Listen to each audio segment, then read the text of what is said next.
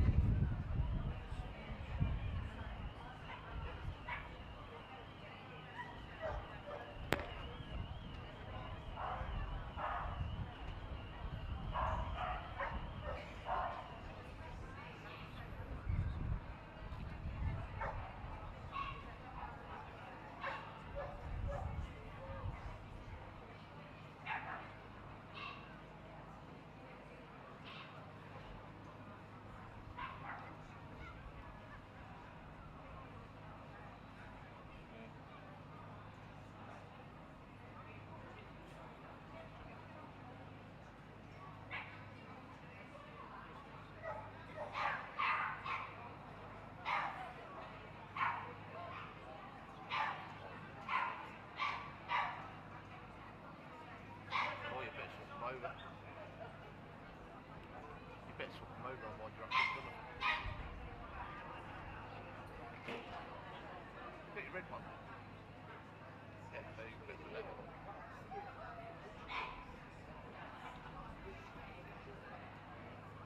You Stephen. Misery. Ruth and Opinion.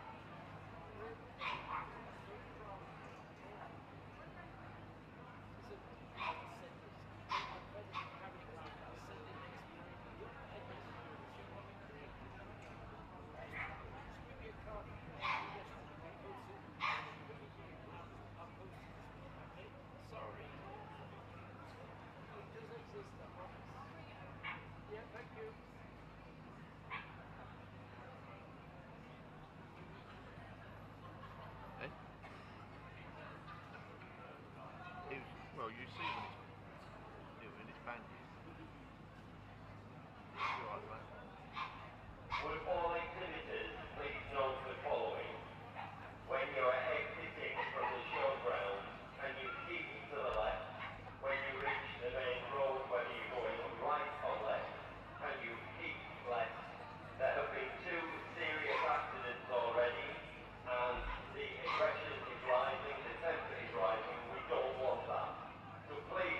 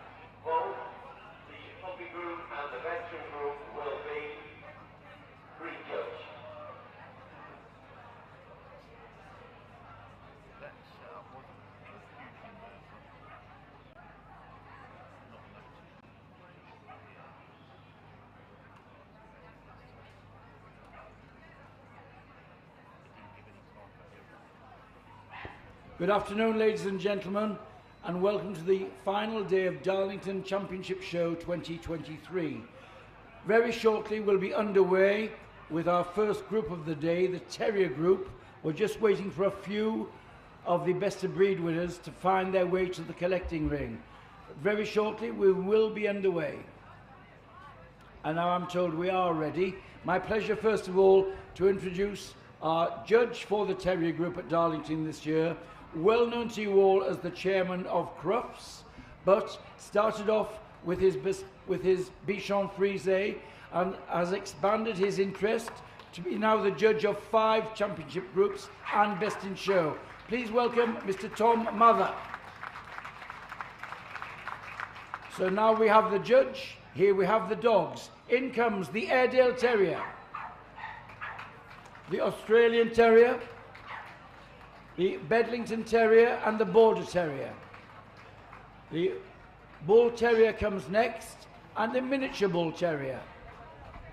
Next comes the Cairn. The Chesky Terrier follows on. Here's the Dandy Dinmont and the Smooth Fox Terrier and the Wire Fox Terrier. Glenivimar comes next, then the Irish Terrier, Jack Russell, and incoming now is the Kerry Blue.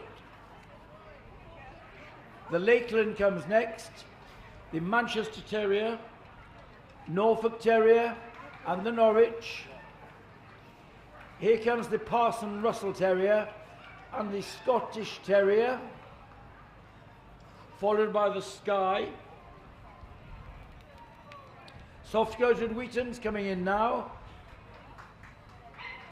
followed by the Staffordshire Bull Terrier. Here comes the Welsh Terrier, the West Highland White Terrier, and there we have our full complement of best of breed winners for our judge.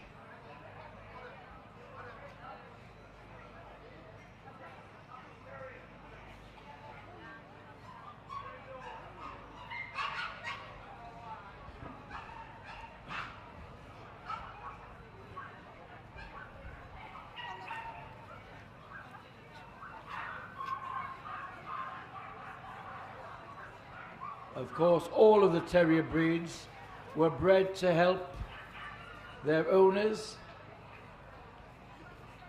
keeping down vermin in times when we didn't have the modern methods for getting rid of pests. The word terror means earth. These are earth dogs, many of them going to ground, not all of them. Many of them going to ground, hunting down vermin and game.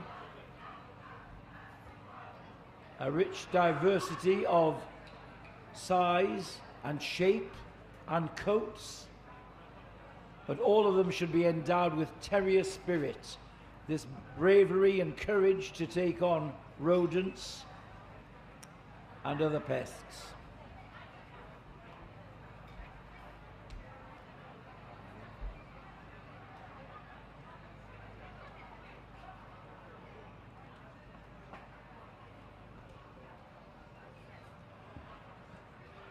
And the first best of breed winner is here now. It's the Airedale Terrier. Nice entry of 24 today for specialist Mr. Connell. He chose this dog, number 4202, as best of breed. We are at the moment very close to where the Airedale Terrier originated. The terrier enthusiasts first met at Ilkley Show to discuss the standard and publicise the breed. Sometimes in its earlier days it was known as the Waterside Terrier because it used to hunt on the riverbanks, keeping down rats. And however, his talents and bravery have been used by the army in the war, used as a messenger dog and as a pack dog.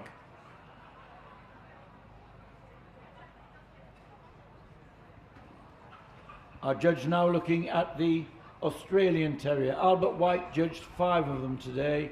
His winner was this dog, number 4225.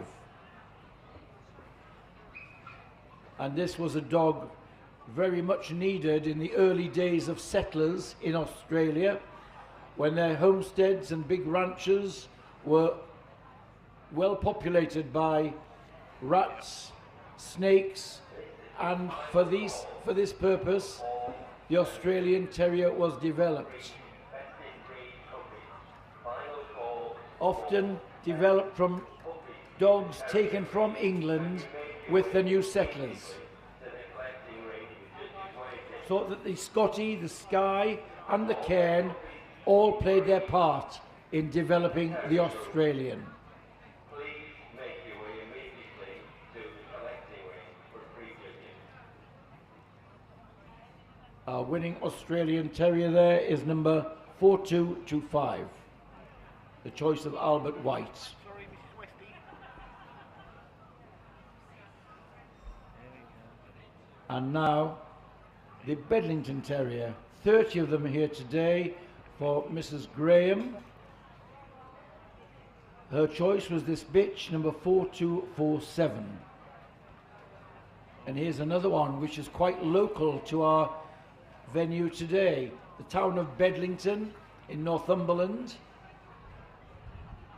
gave its name to this terrier, which was used for keeping down rodents, but also they could hunt and gallop and chase rabbits and brought home the supper. Distinctive outline and its distinctive movement, this light mincing movement with some lift in its front legs, a linty textured coat, this one blue, they also come in liver, and this long clean foreface.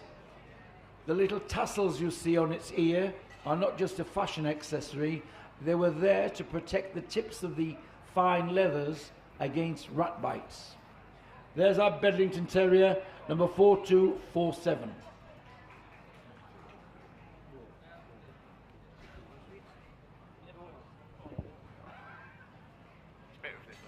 And another one from the border countries, and also used for hunting, the Border Terrier. What very good entry today for specialist Mrs. Bullen, 122 Border Terriers here. The winner was this dog, number 4372. The standard for the breed says essentially a working terrier. Their kits still go out working and hunting, and the breed standard has hardly changed since the 19th century. So everything unexaggerated.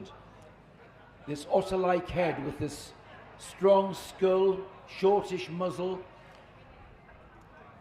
this thick skin to give it protection against fox and rats, and a double coat, a hard top coat, softer undercoat.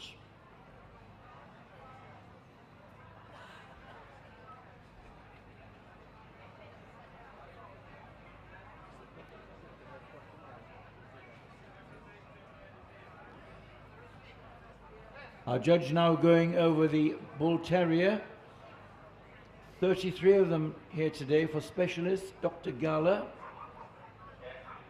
His choice was number 4407, a bitch and a white.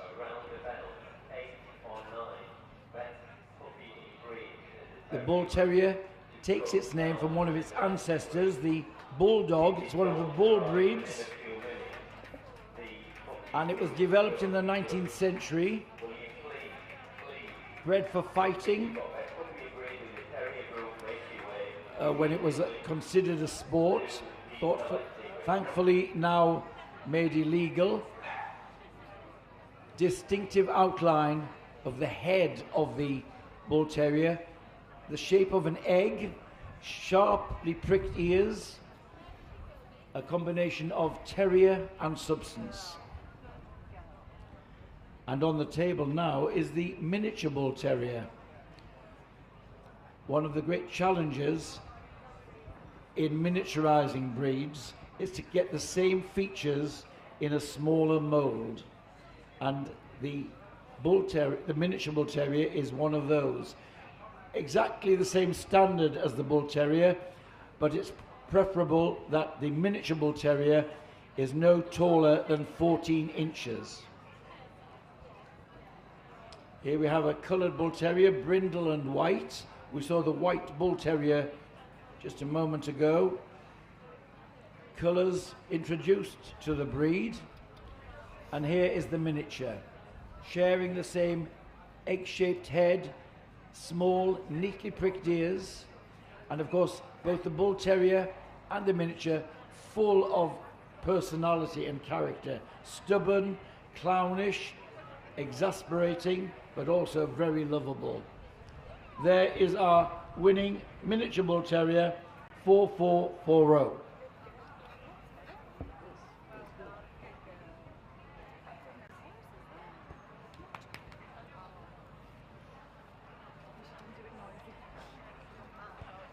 Now on the table, the cairn sent forward by breed specialist Linda Firth today. From an entry of 23, she's chosen this bitch, number 4452. A native breed of Scotland. Goes back to the 17th century in the Western Highlands and the Isle of Skye, which was the birthplace of many of the terrier breeds, and they were used to keep down vermin. It takes its name from the rocky outcrops called cairns where they were used. They were nimble, flexible, and could keep down rats and other vermin there.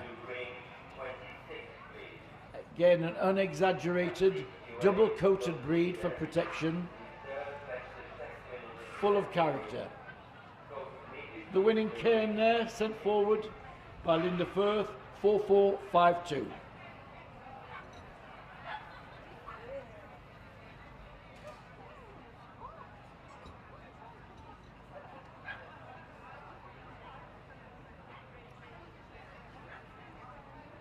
The Chesky Terriers today were judged by Mrs. Patsy Hollings. There were 24 here, and she chose this dog, number 4482, as best of breed. This is a relatively modern terrier breed, developed in the Czech Republic, hence the name Chesky, in the 1940s. A geneticist, Dr. Horvath, started his breeding program then using a Sealyham and a Scottish Terrier as the base for this new breed. It has some features of both of its ancestors.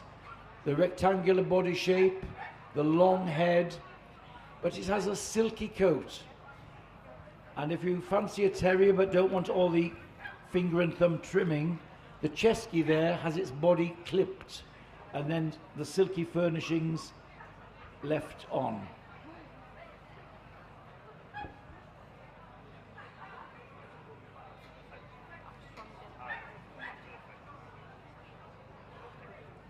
Our judge now are going over the Dandy Dinmont Terrier, distinctive body shape, a weaselly body, which means it's got some length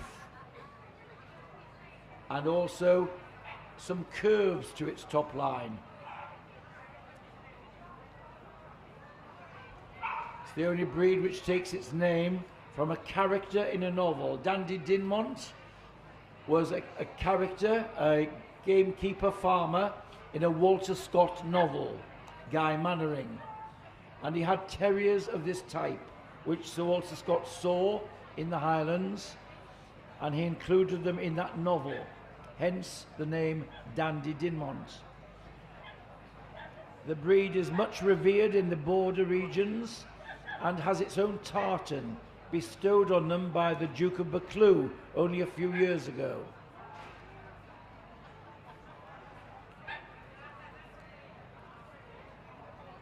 There is the curvaceous outline of the Dandy Din ones.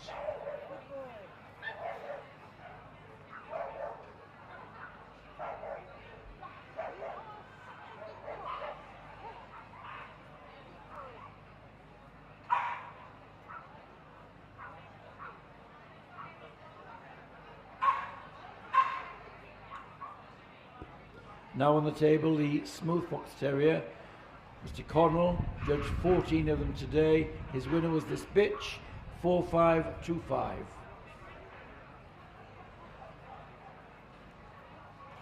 The name tells us a lot of about its origins. Bred to go to ground after fox, often taken on the saddle bags of huntsmen when the fox went to ground.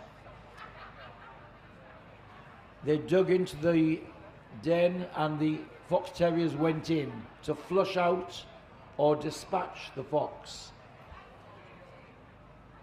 Short-backed, high-set tail, very smart, and this long punishing jaw which equipped it to do its job.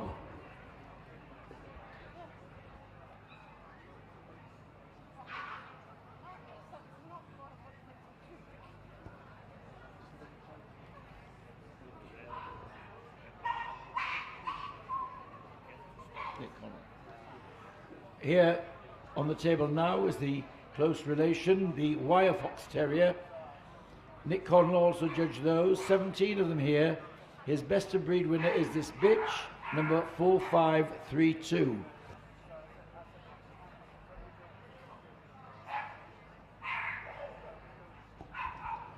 Almost identical breed standards, but the Wire has this top coat of crisp wire texture which gives it furnishings on its foreface and legs.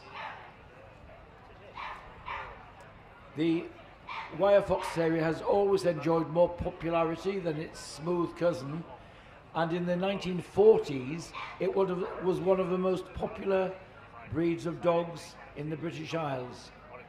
Now it's quite vulnerable with a low population,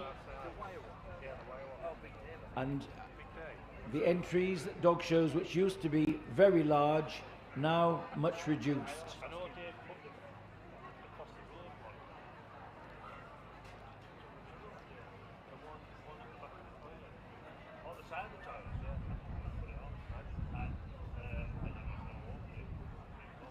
There is our winning Wire Fox Terrier, number 4532. And now something quite different, the Glenivy Terrier, native breed of Ireland. Mrs. Lowe judged 16 of them today. This one, number 4546, is the best of breed winner. It's a heavily built and heavily boned breed. The Glenivy near Wicklow, where it was bred and kept to keep down particularly badger, but other game as well. The front legs of the Glenivy are slightly bowed, and it was thought that the slightly bowed leg helped them to draw the badger out of its den. Distinctive top line with a rise from the withers to the rear. There is our winning Glenivy number 4546. Sorry.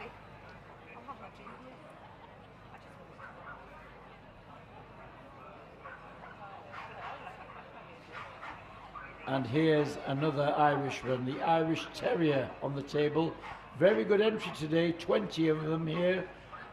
Paul Harding was the judge, and he's chosen this dog, number 4570, as best of breed. It's quite a long leg terrier, but it is always traditionally judged on the table. The judge now picking up its paws to see that there are no cracked pads. The breed used to suffer from keratosis, which caused the pads to crack and be open and bring lameness. Fortunately, the breeders have done a good job breeding out that hereditary problem. One of the more streamlined of the terriers, racy in build, quite long in the back, and coming only in this rich red or wheaten colour. Devoted to their masters, not so happy with rival dogs, however. It's another breed that has been used by the armed forces in the trenches as a messenger dog. There is our winning Irish today, number 4570. Oh,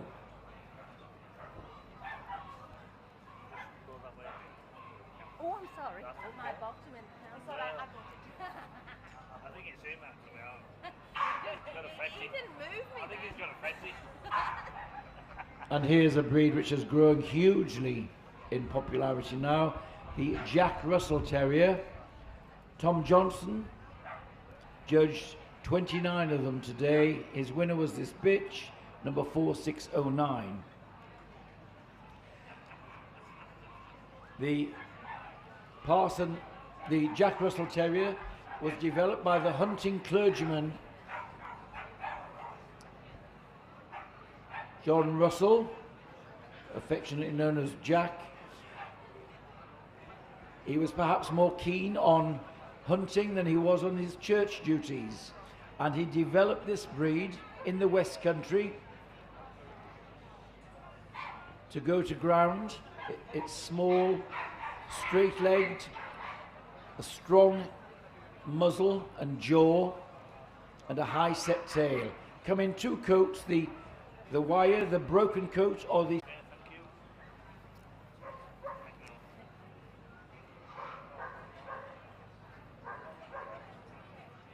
Now another native breed of Ireland, the Kerry Blue. Specialist Mrs. Clark O'Neill judged 13 of them today and chose this dog, number 4627, as best of breed.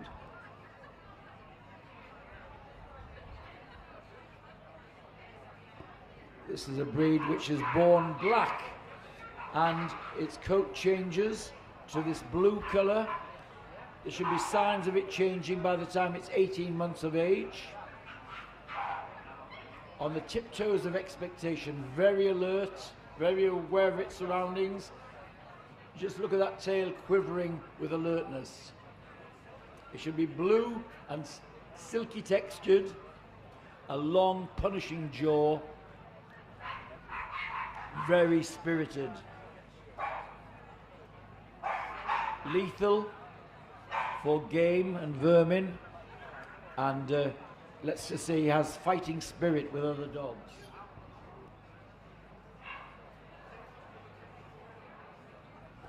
There is our winning Kerry Blue today, number 4627.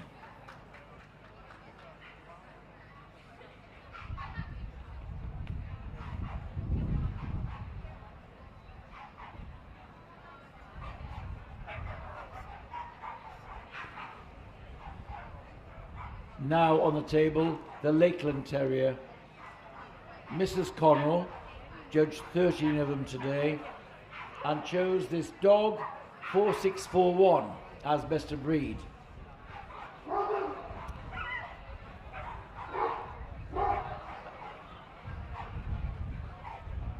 Into the late 19th and early 20th century, there were quite a few types of Lakeland, one in almost every valley in the Lake District. But the owners got together to standardize the type, and here we have the Lakeland Terrier now. This one a red. We also see it in black and tan and grizzle colours. The red perhaps the rarest colour. They are essentially a working terrier, nothing exaggerated, quite short in the back. Clean head, not as long in the foreface as some of the other terriers. There is our winning Lakeland, 4641.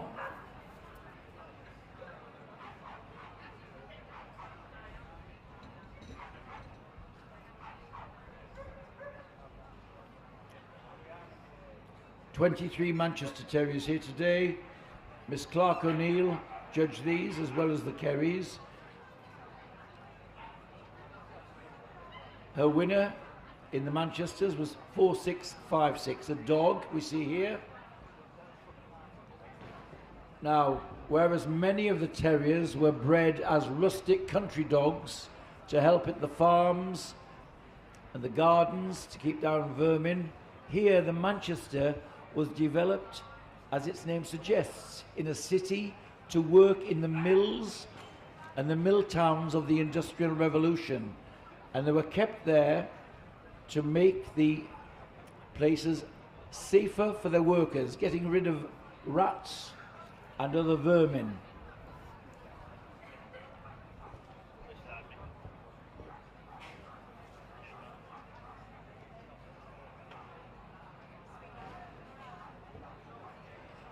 Now on the table, the Norfolk Terrier.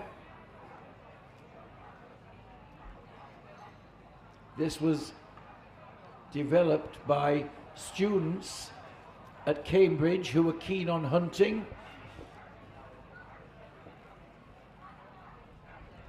And they developed this small, compact cobby dog to accompanying them on their game-finding hunting days. They are low to ground, and one of the great challenges is getting free movement when the dog is so low to the ground. Very cobby and compact, quite solid to pick up, a broad skull and jaw. This one a red, and there is our winning Norfolk, sent forward by Brian Claydon, a breed specialist in the breed, number 4670.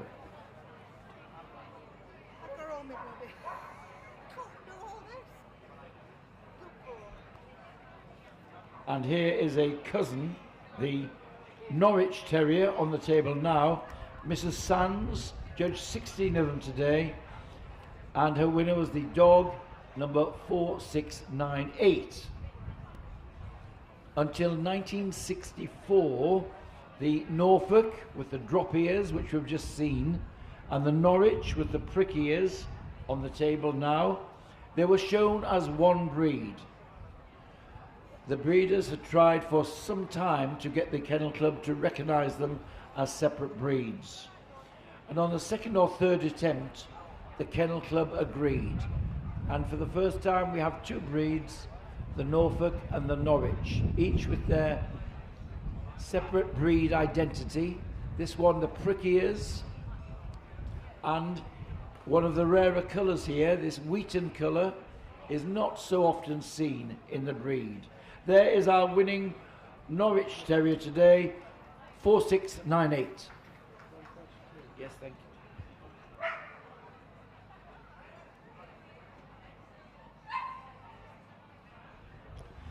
Now, here is another of the creations of the Parson Jack Russell. The Parson Russell Terrier we see now, number 4724, was sent forward by Leslie Roberts, a breed specialist, and it was another breed developed at the same time as the Jack Russell, the shorter legs which we saw earlier. This one is perhaps truer to the type kept by the Parson, longer legged, a little bit shorter and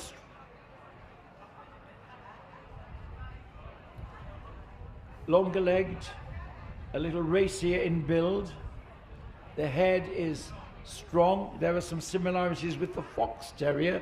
This had the same job, often carried in saddlebags by the huntsman and then put down when they wanted to dig out the fox. There is the winning Parson Russell Terrier, number 4724.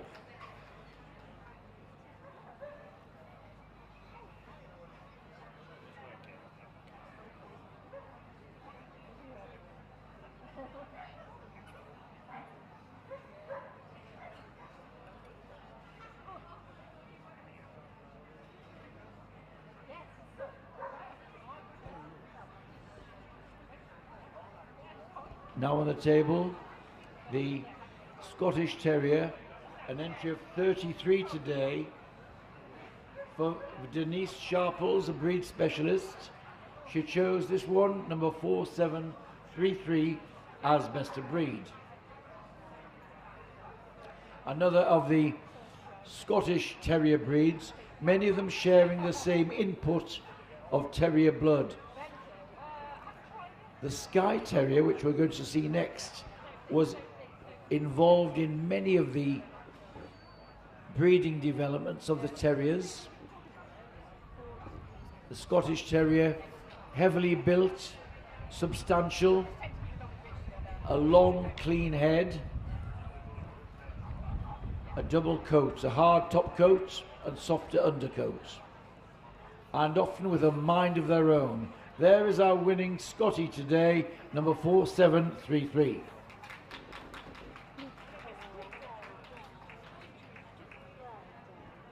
madam.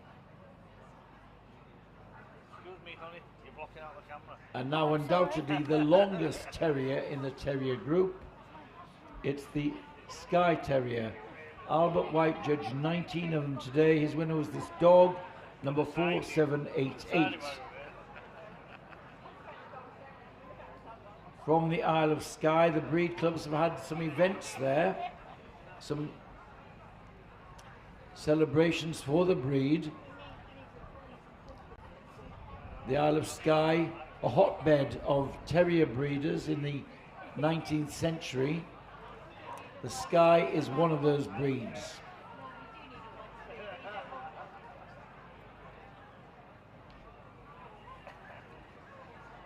It's thought that it was a Skye Terrier which gave rise to the book Greyfriars Bobby, made into a film. They're noted for their devotion to their masters. And one of those dogs, Greyfriars Bobby, when his master died, stayed by his master's grave and fed by locals near the churchyard of Greyfriars until he passed away himself. There is our long, low and level Skye Terrier, number 4788.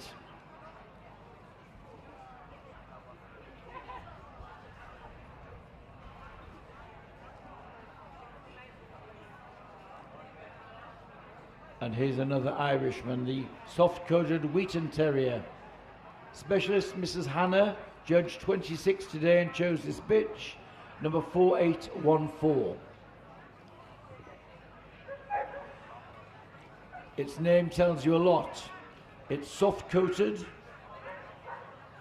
and it's the colour of ripening wheat. It's Wheaton.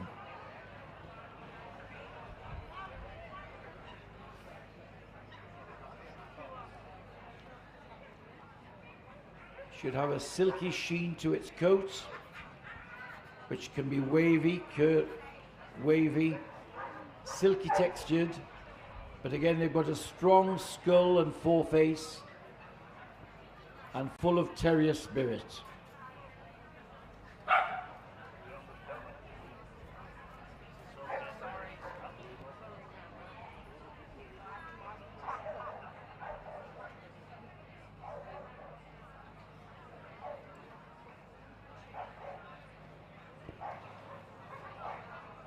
Now the very popular Staffordshire Bull Terrier.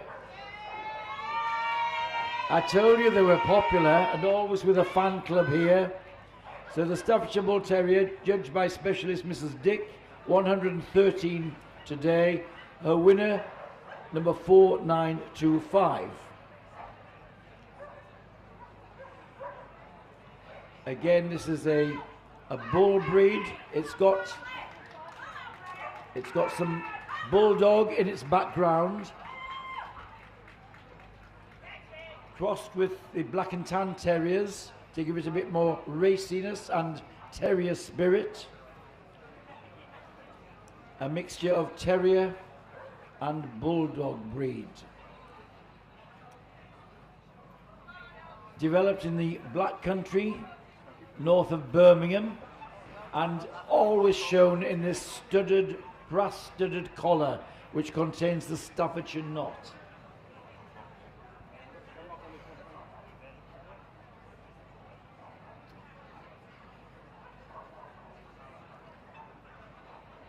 On the table now, the Welsh Terrier. Tom Johnson judged 9 of them. His choice was this bitch, number 4974.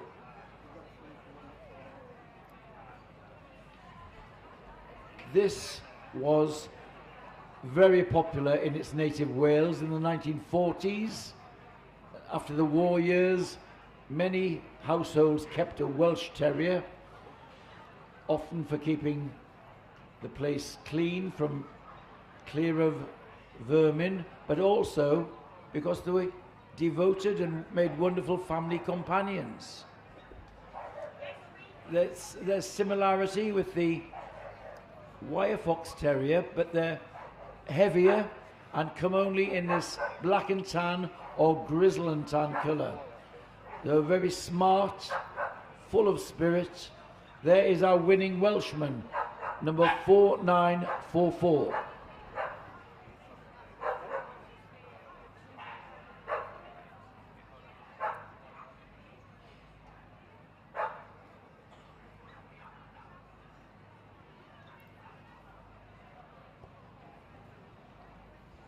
And finally, the West Highland White Terrier. Mrs. Connell judged 20 of them today, and her winner was this bitch, number 4974.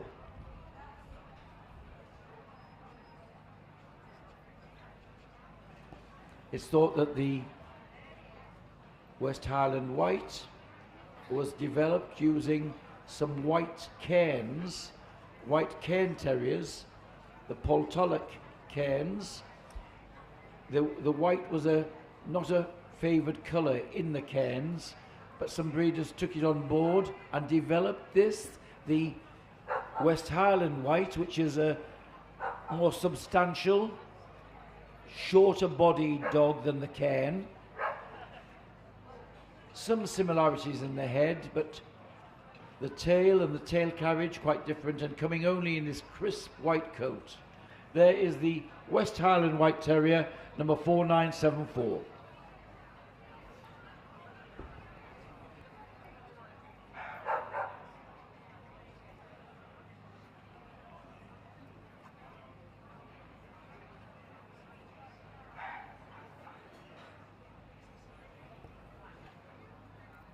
So that completes the hands-on examination. Now our judge, Mr. Mather, walking round, reminding himself of what he found with his hands-on examination.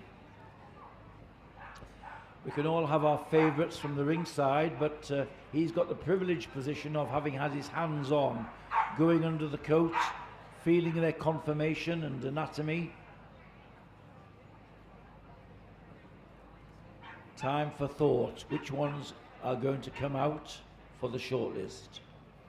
The Smooth Fox Terrier, the Irish, the Jack Russell, the Kerry Blue, the Lakeland, and the Manchester Terrier, the Parson Russell, and the Welsh. There, decisive. There is our shortlist. 8 terriers. Well done to all of the others, representing your breed so well in this big ring.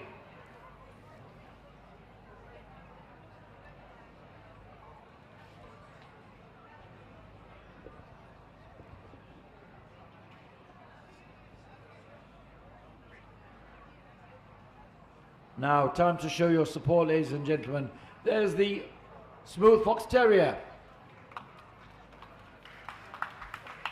being sent round to the top of the ring. Our judge looking at top line and the length of stride. Is that the typical movement he's looking for? And the same with the Irishman now, the Irish Terrier. Ring 27, 10 minutes please. Exhibitors in junior stage make your way to ring 27 for judging in 10 minutes please. One of the racier of the terriers, a real daredevil, the Irish Terrier. And here's something a little smaller, more compact. It's the Jack Russell Terrier, becoming hugely popular.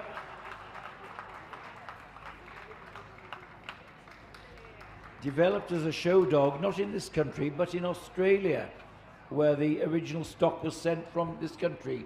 And here's the Kerry Blue, on the tiptoes, looking round. Where can I find an argument, he's saying. Let me... On his tiptoes there. And from the Lake District, it's the Lakeland Terrier. Compact, absolutely fit for purpose, free of exaggeration, and this crisp top coat. Now, if you don't fancy grooming, but you like your terrier, he's the Manchester Terrier. The curving lines of the Manchester, its long punishing jaw. Parson Russell's developments. The Parson Russell Terrier, the longer legged dog, racy, clean outline. This one a wire coated one. And another wire coated one here. The smart black and tan of the Welsh Terrier. Striding out, that tail bang on top.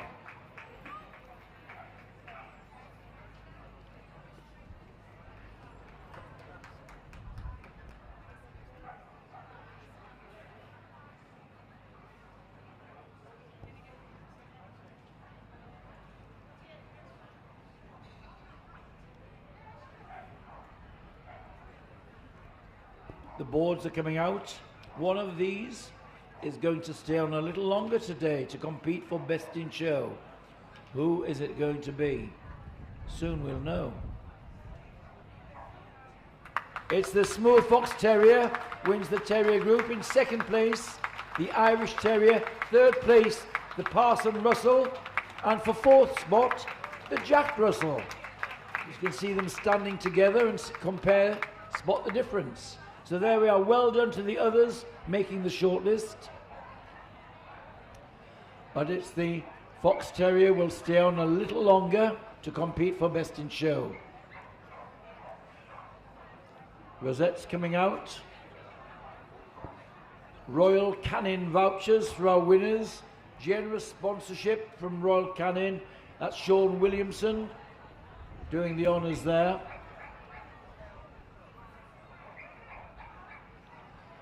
Now, well done, Mr. Mather. I'm sure he'll be happy to see his lap of honour from his winners, led by the Fox Terrier, the Smooth Fox Terrier.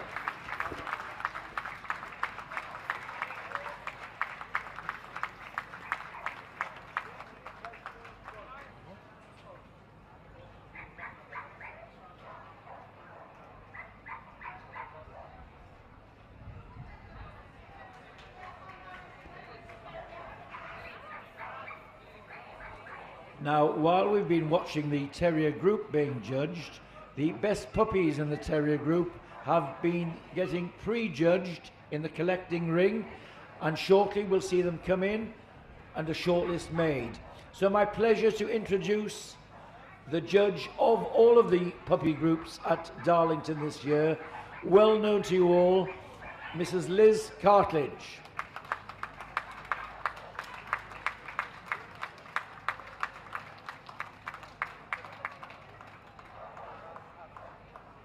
There is one just to be seen in this, one or two to be seen in the main ring.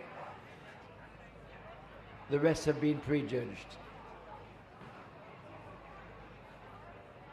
I'm sure that Mrs. Cartledge, well known to you all, came to this country from her native Sweden when she was a young lady, started working at Dog World magazine, later married famous Judge Joe Cartledge. She was instrumental in bringing Swedish Valhunds into this country from her native Sweden, but also had success with Norfolk Terriers, Corgis, Lancashire Heelers, and now a devotee of the French Bulldog, especially little Mavis, who's waiting at home. Anyway, soon we'll be seeing the Terriers. We're just waiting for one to turn up.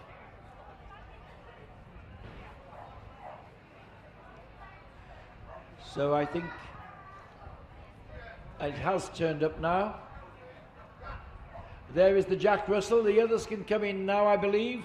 Round you go with the Jack Russell, please. the first of our puppies there. Then comes in the Airedale puppy, Bedlington,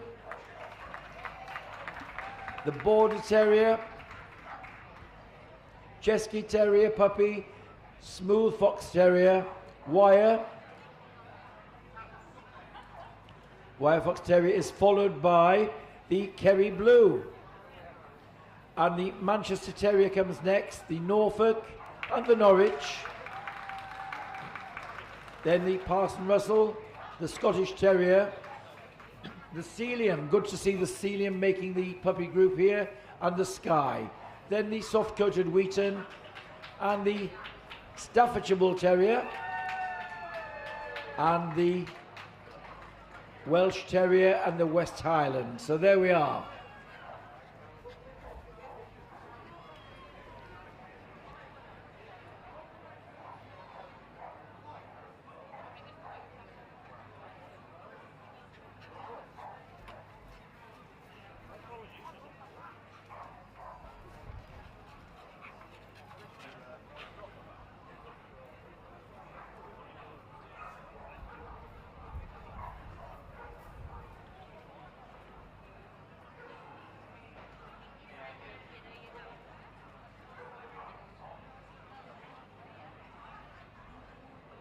Our judge just seeing one that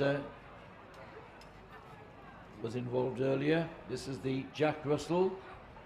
Our judge just going over this one, as she's not prejudged this in the collecting ring.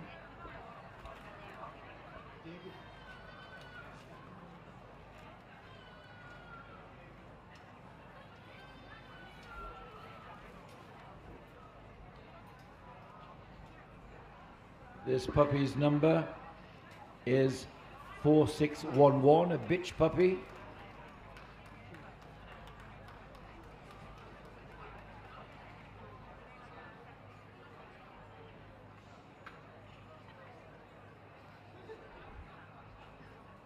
Right, ladies and gentlemen, all best of breed in the working group, best of breed in the working group, and you'll make your way to collect outside of the collecting ring. That's all best of breed in the working group, and you make your way to stand outside the collecting ring, ready to come in when the veteran terriers go into the main ring, please. All of the others have been judged. Our judges handled them and moved them in the collecting ring.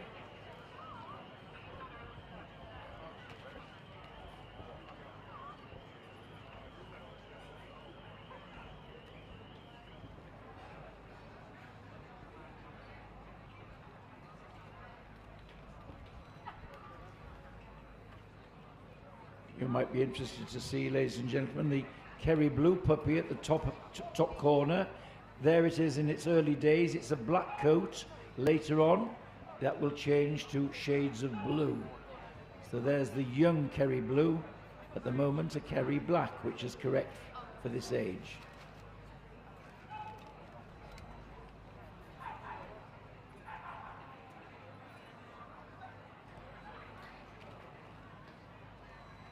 Now the shortlist is the Smooth Fox Terrier and the Wire Fox Terrier. The Jack Russell and the Kerry Blue. In comes the Norwich and the Parson Russell.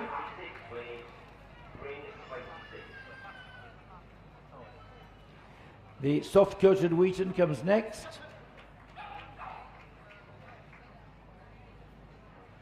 And the West Highland White. So there's our shortlist. Well done to all you others with your puppies representing the breeds here. Best of breed in the working group, and you collect outside the collecting ring, please. Best of breed in the working group, collect outside the collecting ring.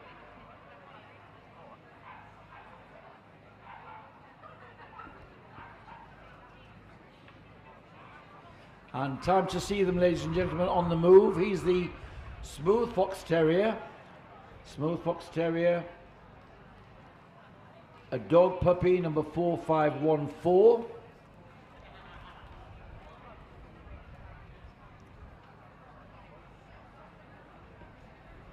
And the puppy is now being sent round to the top of the ring. Again, short back, this long, clean neck and shoulders, the tail bang on top. The same applies to the wire fox terrier puppy. Moving now, the wire is a dog puppy number 4531. Again, remember that many of these pups will have not experienced this sort of environment before. A big tent, big occasion, lots of people, noise, and undercover. There is our winning wire fox terrier puppy, 4531.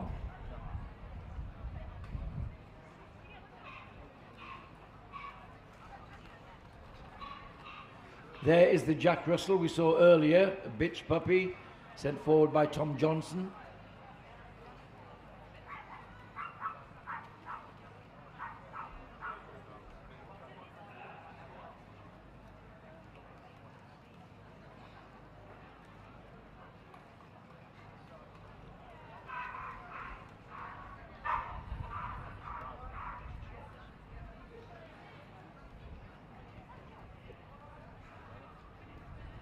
And there's the Kerry Blue Terrier.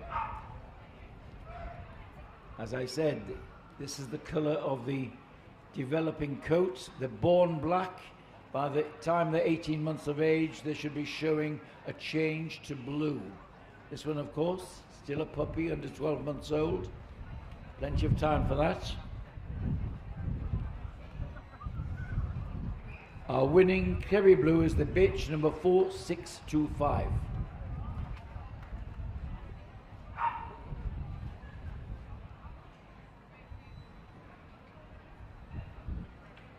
There is the Norwich Terrier, dog puppy 4698.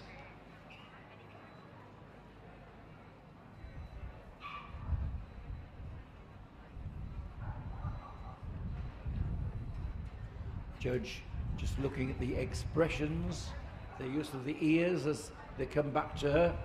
This alertness, a feature of all of the terrier breeds.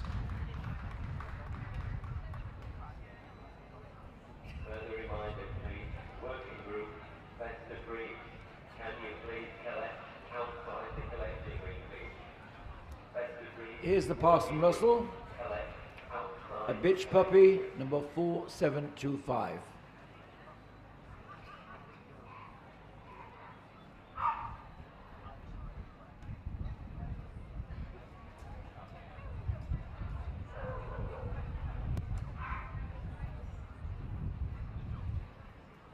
They're going on a loose lead, striding out, full of alertness.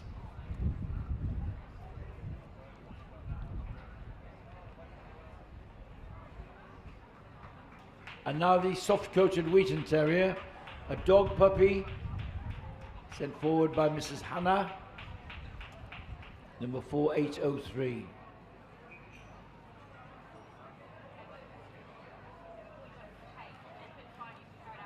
Thought that the Kerry Blue played some part in its ancestry, both native breeds of Ireland.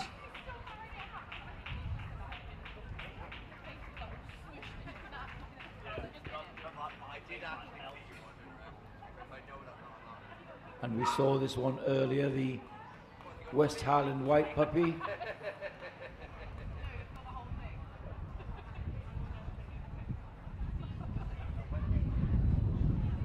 Very much enjoying his time and not fazed by the big audience. Eyes only for his owner.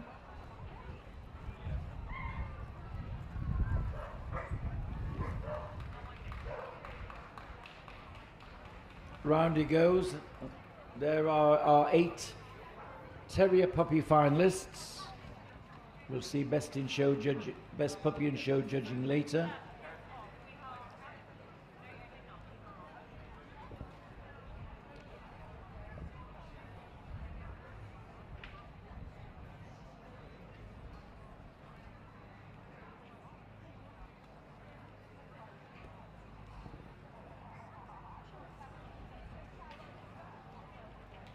who's staying a little bit longer at Darlington this year.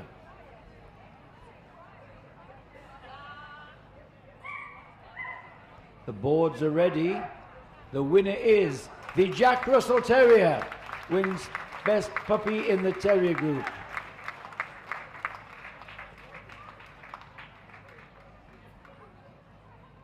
For second spot,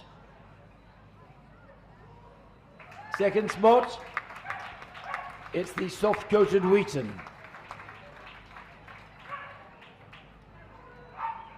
For third place, it's the Norwich Terrier. And for fourth place, the Smooth Fox Terrier.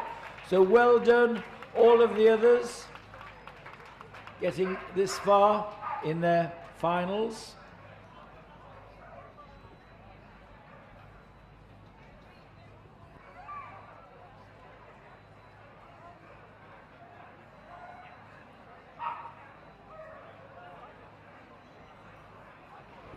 So there we have another finalist for Best Puppy and Show in that little Jack Russell bitch.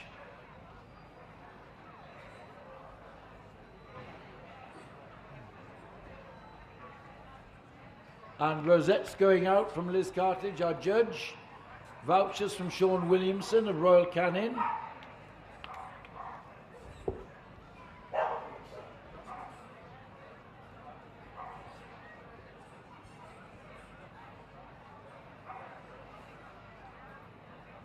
And it's lap of honour time, ladies and gentlemen. There's our winning terrier puppies, led by the Jack Russell Terrier. Hands together for our winners.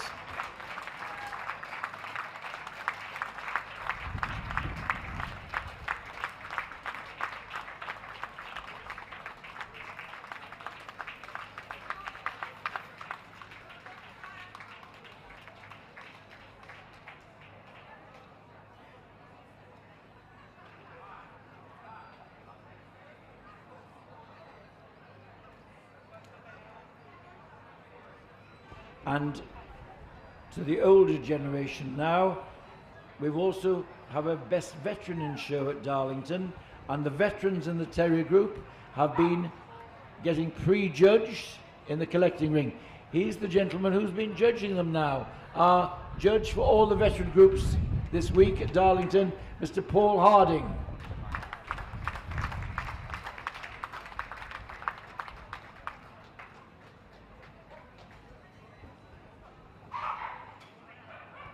I think we're ready. Here they come. The Chesky Terrier, Bedlington, Border and Cairn. The Smooth Fox Terrier and Wire Fox Terrier, Dandy Dinmont, Glenevimal, Jack Russell, Irishman, the Irish Terrier, the Parson Russell, Scottish Terrier and the Sealyham.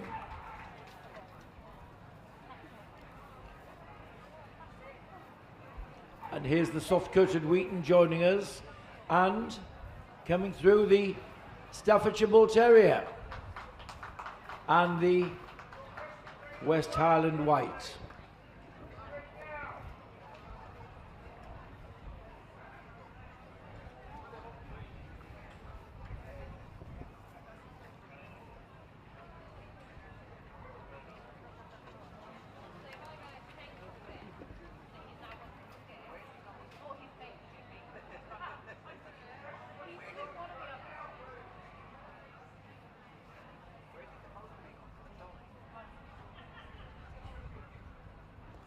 And here's one that wasn't prejudged because the owner was busy elsewhere.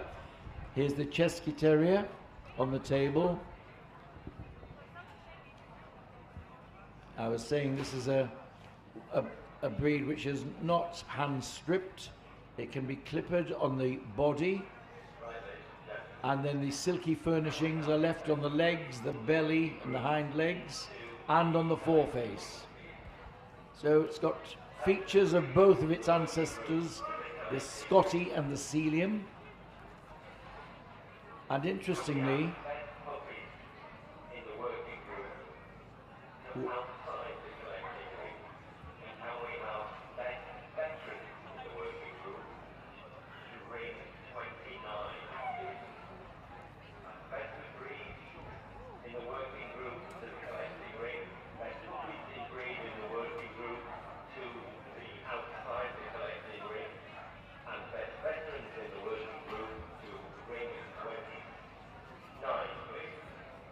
And interestingly, in the Chesky Terrier, we don't have to have a tail which is carried above the back. So one of the features of the breed is that it is allowed to carry its tail lower than a lot of the other terrier breeds.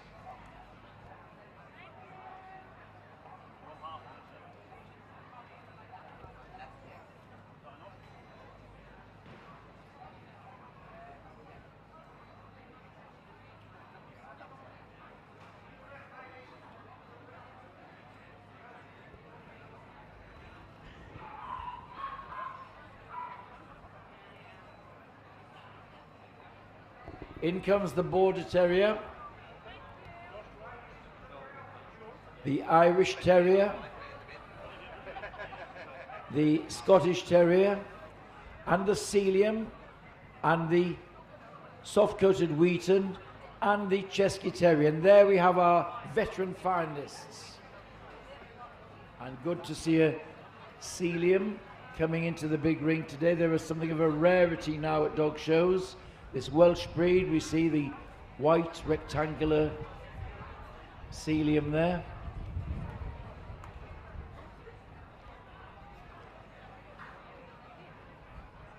Now, time to see these veterans and cheer them on. He's the Border Terrier veteran of blue and tan. It's number 4353. Choice of Mrs. Bullen. On the biggest entry in the Terrier group today, 122. So congratulations, Mrs. Bullen, pulling that super entry. And round he goes. Give him a cheer, ladies and gentlemen. These are all veterans. So, and great to see them fit and raring to go. Here's the Irish Terrier. This bitch, number 4565.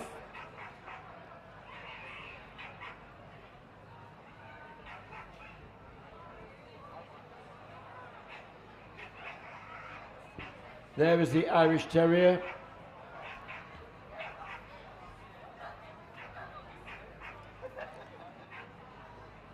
And there's the Scottish Terrier, full of running, very smart, and enjoying it here, looking round, full of interest.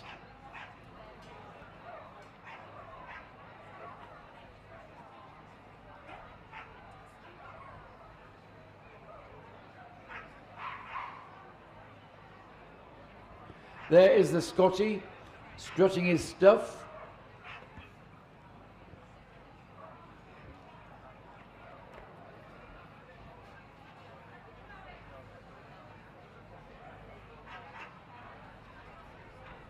And here's the Sealyham. The Sealyham is a bitch, sent forward by specialist Mrs. Bledge,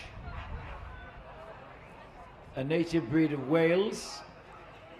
Take their name from Sealyham Manor, the home of Captain Edwards, who developed the breed. Sealyham Manor near Haverfordwest in Wales. Round goes the Sealyham, that blue marking over the eye known as a badger marking.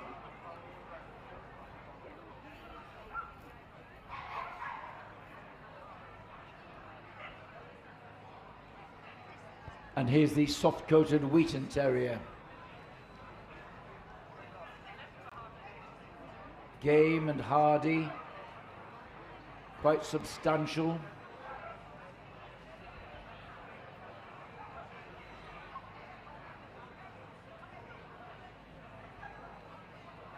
Come on, ladies and gentlemen, let's cheer these home. We're getting close to the finale of the Terrier Veterans.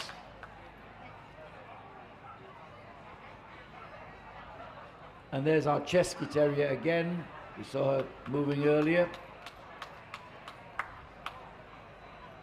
This dog, sent forward by Patsy Hollings.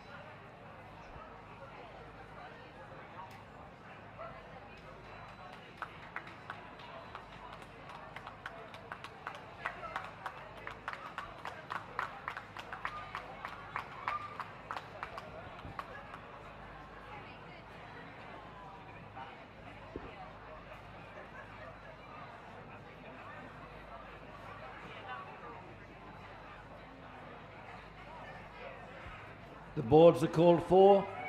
Man of decision, Mr. Harding, who's going to stay on a little bit longer. Winning Best Veteran Terrier, it's the Border Terrier. In runner-up spot, the Chesky Terrier. For third place, the Sealyham Terrier. And from fourth place, the soft-coated Wheaton. So there we are, our winning terrier veterans. Great to see them all. Terriers take a lot of looking after. Great credit to their breeders, owners and handlers for keeping them in this form.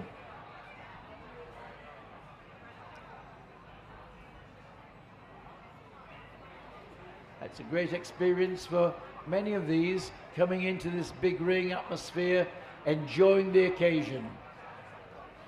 I'm sure our winning owner will be very happy to lead them off. There is the Border Terrier, Best Terrier Veteran at Darlington 2023.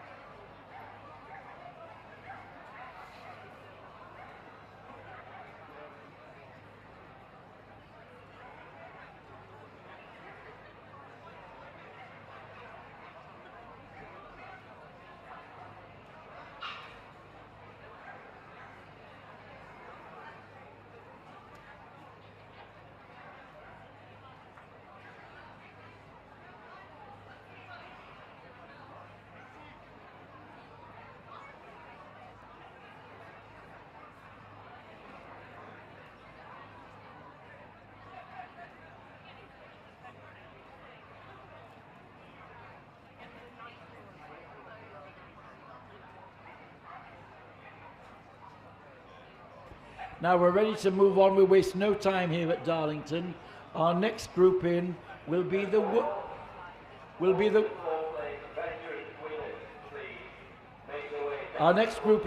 working group. My pleasure now to introduce our judge, Mr. Keith Nathan. Keith is here to judge two groups and is our best in show judge this year. Started with standard poodles, and then it's been very heavily involved in Dalmatians. He judges over 30 breeds in 3 groups and is the best in show judge. So here come the dogs, led in by the Alaskan Malamute, the Bernese Mountain Dog, the Bouvier de Flandre. The Boxer comes next, the Bull Mastiff, the Canadian Eskimo Dog, the Doberman, the Dog de Bordeaux, the German Pinscher, the Giant Schnauzer, the Great Dane, the Great Swiss Mountain Dog, the Greenland Dog, the Hoverwart, Leonberger, the Mastiff, the Neapolitan Mastiff, the Newfoundland, the Portuguese Water Dog, the Rottweiler, the Russian, the St. Bernard, Siberian Husky, the Tibetan Mastiff, and there we are, our working group best of breed winners.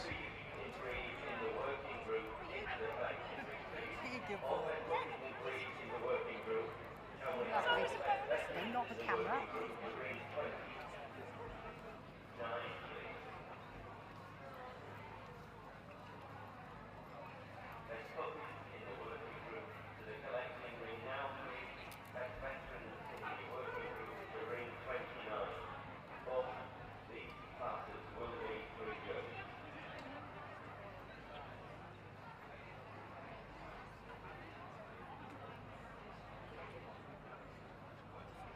The first breed forward is the Alaskan Malamute.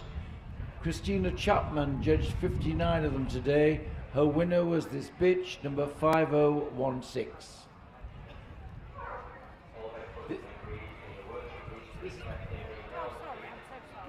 This is a breed developed to pull heavy loads over long distances.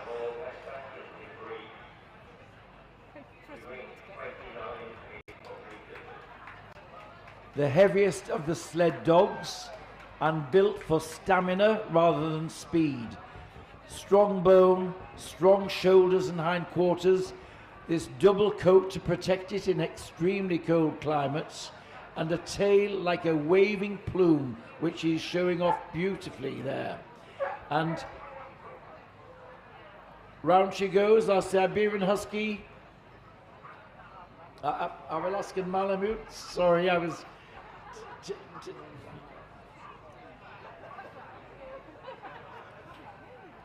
Next, the Bernese Mountain Dog, sent forward from an entry of 48 today. The winner was this dog, number 5055.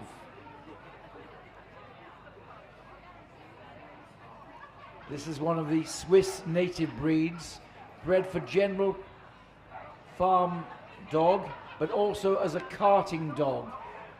Would be harnessed and pull carts with cheese or milk urns on it to the markets or to the train stations. It has to be sturdy, strong and athletic. Comes in this distinctive tricolour colouring of all the Swiss breeds. There is the Bernese Mountain Dog 5055.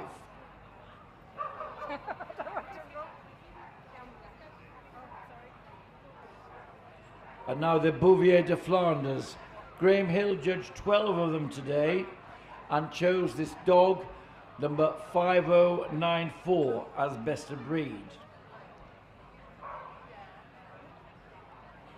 The breed was developed in Belgium and France. The word Bouvier means cattle herder, and that's originally what they were bred to do. However, in the World Wars, they became a vital tool for the armies, used as a rescue dog, a messenger dog, a tracking dog, hugely intelligent and versatile. They are sturdily built, this short, compact body, a thick matte coat, ground covering and economic. They make excellent guard dogs, very watchful. There is our winning Bouvier, number 5094.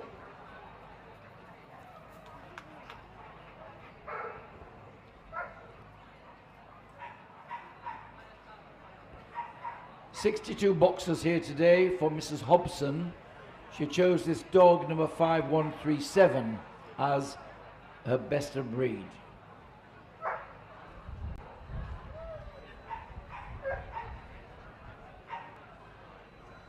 The descendants of the boxer in Germany were used to hunt bear and deer in the 19th century. However, crossed with a bulldog, one of the results was the development of the boxer, a breed well known for its intelligence, its versatility, but also as a fantastic family companion. The elements of the bulldog can be seen in the shorter face, the well-padded muzzle, but there is that degree of elegance in the long legs and the short body. This one, a brindle white, a dog, number 5137.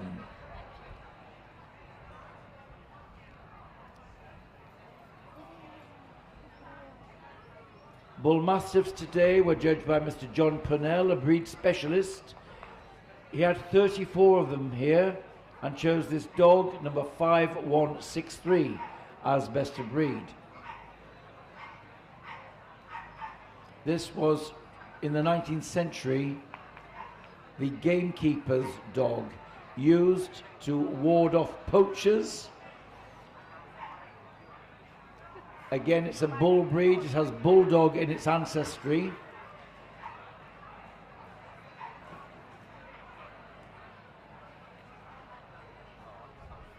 It also has the Old English Mastiff in it. The Mastiff, which is a heavier breed. This one, more athletic. Said that the Bull Mastiff should be able to jump a 5-barred gate, and he often had to ward off those poachers. Apart from red and fawn, they also come in brindle, which was the most favoured colour because it was a camouflage colour for hunting in the dark.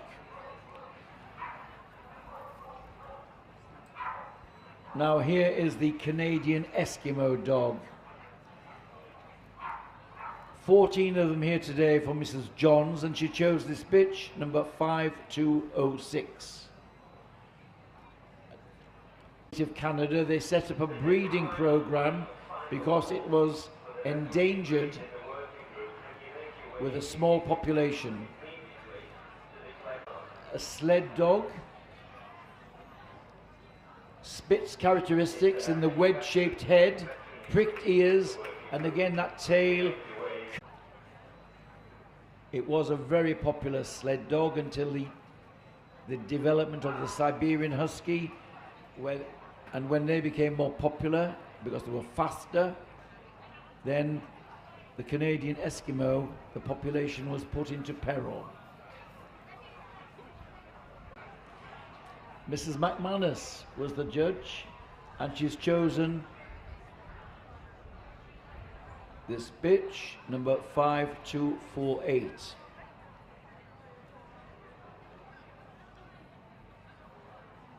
The breed takes its name from Herr Louis Dobermann, a tax collector in Germany who wanted a dog to protect him against unwilling payers and robbers.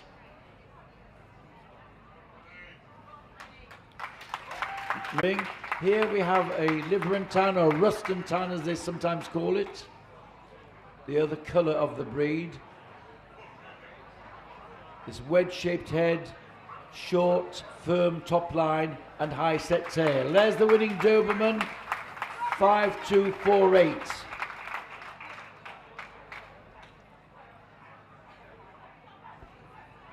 And now the Dog de Bordeaux. Mr. Grice judged 39 of them today. His winner was this bitch, number 5300. This is a French Mastiff, the breed favoured by the aristocracy during the French Revolution. It's thought that the English Bull Mastiff played a part in its ancestry and development. Revolution, because with the guillotining of the aristocracy, many of their dogs were killed too, and it took some influx of British Mastiff blood to help the breed back.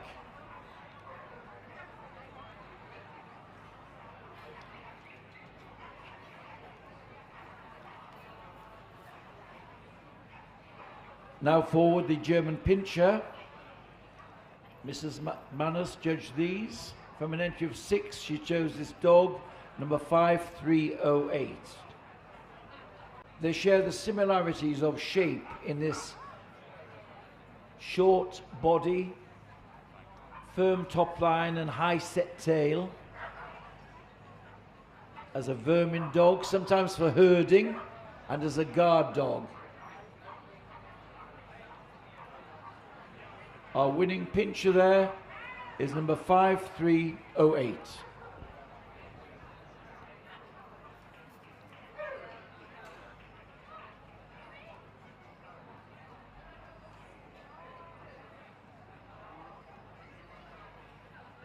Now forward the giant Schnauzer, 12 of them for Jill Peak today. She chose this dog, number 5315, as best of breed.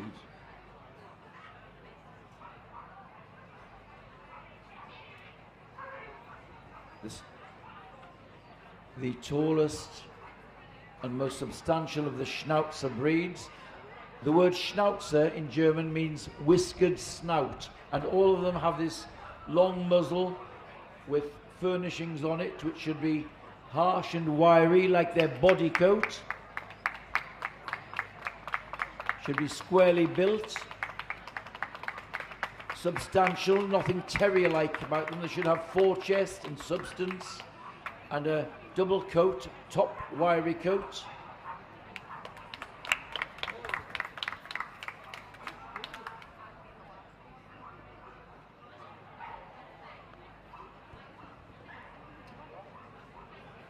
Now forward the Great Dane. Christina Chapman judged 56 of them today and chose this dog, number 5334, as best of breed. This is a brindle. We often see the fawns, sometimes the harlequins or blues. Here is the brindle. Don't be deceived by the name Great Dane. He was originally a German breed, and he was used in Germany to hunt wild boar. There's one body of people think that these should be in the hound group as a boar hound. They should be tall, long on the leg, fairly square in build, and they should be ready to go anywhere. The term dash and dare is used to describe the temperament of the Great Dane.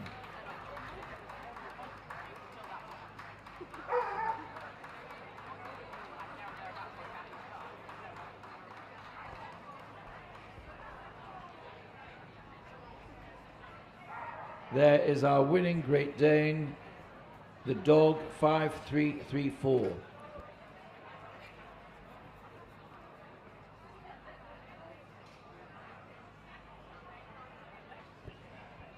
Now forward another of the native Swiss breeds, the Great Swiss Mountain Dog, coming in this tricolour coat and patterning.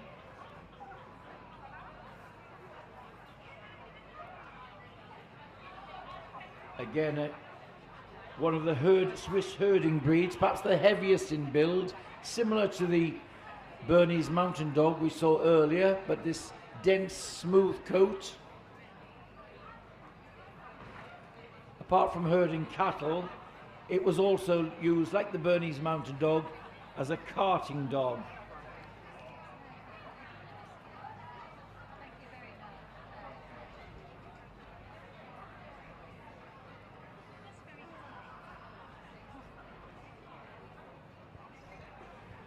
The Great Swiss Mountain Dog, number 5.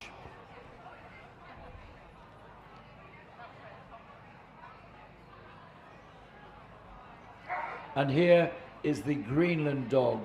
7 of them here today for Mrs. Johns. She chose this bitch, number 5384.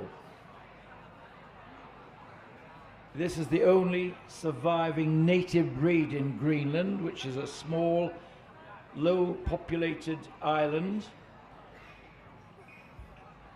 It survived a canine epidemic of a disease which almost wiped them out, and it was protected by its government, not allowing any crossing with other breeds to keep it pure. It was a haulage dog, a sled dog,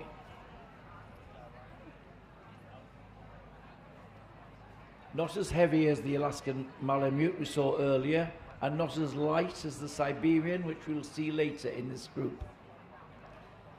There is the Greenland Dog, number 5384.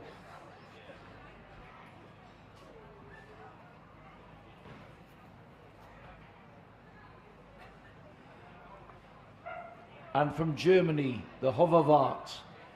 13 of them today. Irene McManus was the judge. This bitch, 5396, was the winner.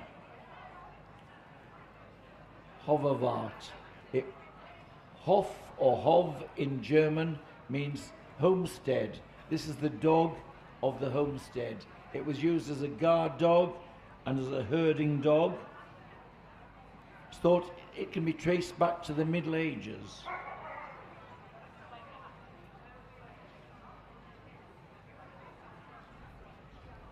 Again, it was thought to have been extinct, but a breed enthusiast, Kurt Koenig, went around Germany in the remote districts to find a gene to set up the re-establishment of this breed. This one a black and tan. They also come in gold and solid black. There is our Hoverwart winner, number 5396.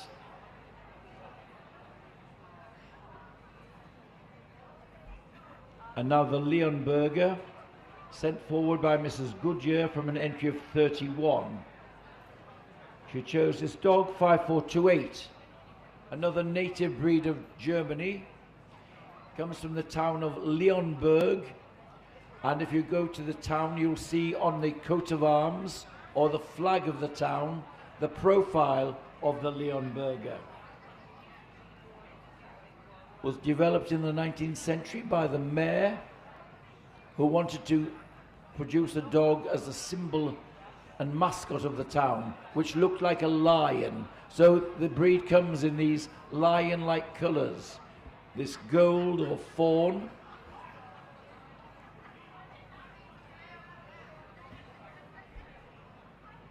It's thought that the Newfoundland and the Pyrenean Mountain Dog and St. Bernard played parts in developing. The St. Bernards from nearby monasteries of Switzerland were instrumental in starting the breed.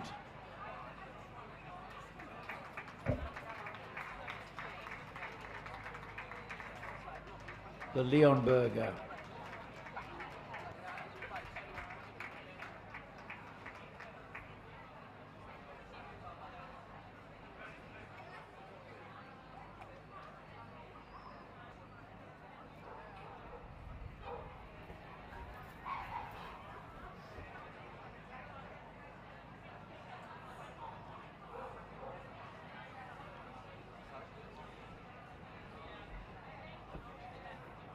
Now we have the Mastiff.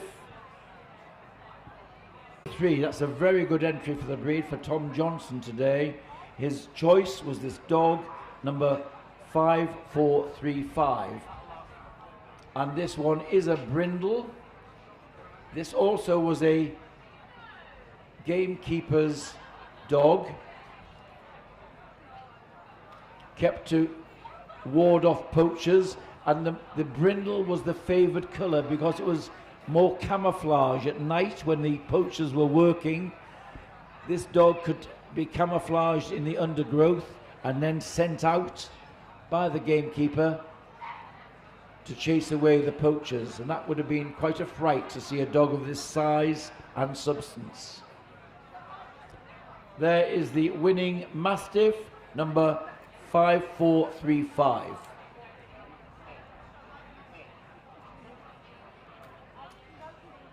Another Mastiff now, the Neapolitan Mastiff.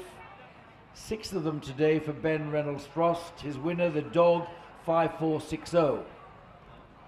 This is a breed which goes back to the times of the Roman Empire, when dogs of this type were used to lead the legionnaires, the soldiers, into battle, often wearing thick brass collars which were spiked, a very forbidding sight for the enemy.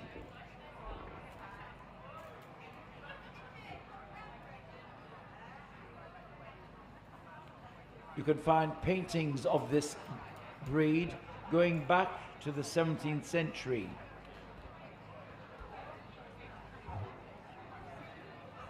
The breeders have worked hard to rid the breed of exaggerations in skin and coat problems and eye problems, which came from exaggeration of features. Now, a lot healthier than they were.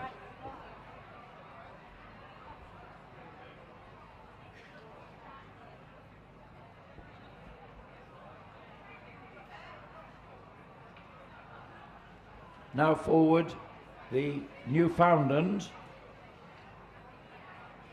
takes its name from Canada, where he was developed.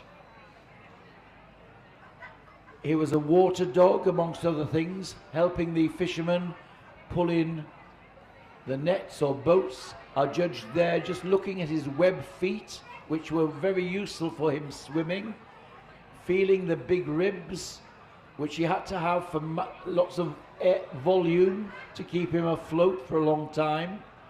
And this coat with an oiliness in it is a real waterproof, weatherproof dog. Very versatile. In later years, he was developed as a rescue dog. Some of you may have seen films of them jumping out of planes to rescue people at sea. The people could hang on to their collar or harness on the dog to be pulled to rescue. Amazing sight to see.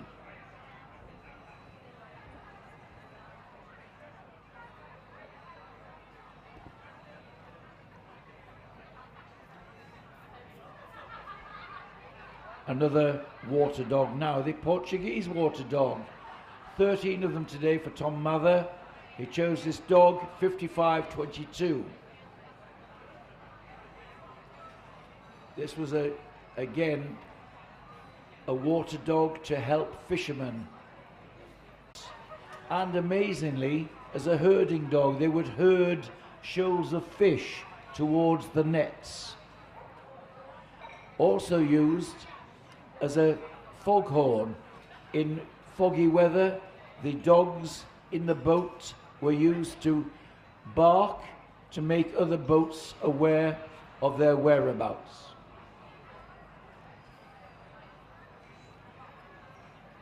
This is a functional clip. The mane of hair at the front was to give them extra buoyancy in the water. The clipped hindquarters helpful in propelling them through the water, and the plume on the end of the tail to protect the tip from cold. There is the Portuguese water dog.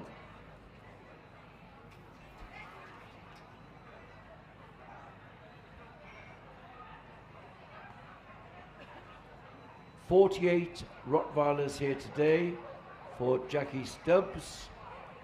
He chose this bitch, number 5541, as best of breed.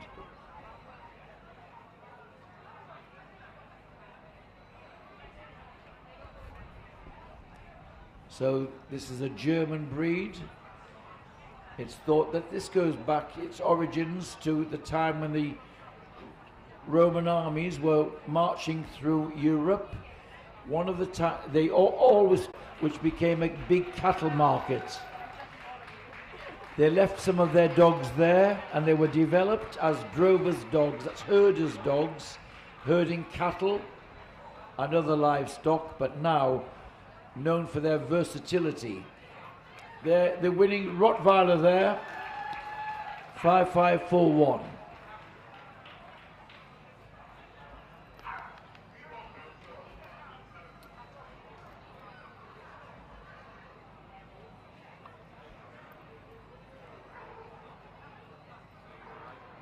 Our judge now going over the Russian Black Terrier. Now, another breed which is relatively recent in development, going back to the end of the Second World War, when the Russian army wanted to develop a breed which were prisoners and prisoners of war, and they set up a breeding station, and this breed here is the result. It's thought that the Airedale, the Schnauzer, the Rottweiler and some others played a part in its development.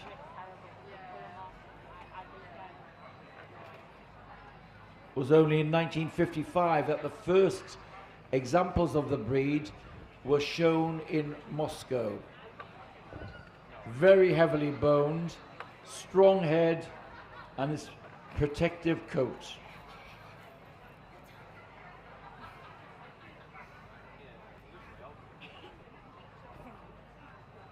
And here we have the national dog of Switzerland, the Saint Bernard, developed as a rescue dog, named after the monk Bernard, who set up a hospice for travellers across the Swiss Alps, where they could stay in storms and bad weather when they were making their journey. And when Travellers were lost in snowdrift, which was sent out to rescue them. So I'll have the wine. Taking off.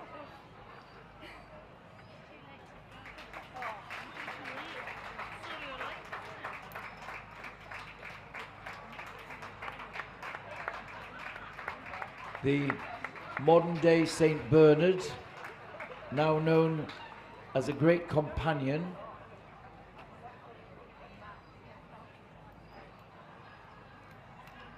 one of the great challenges to get size and substance and athleticism in movements. There is our winning St. Bernard.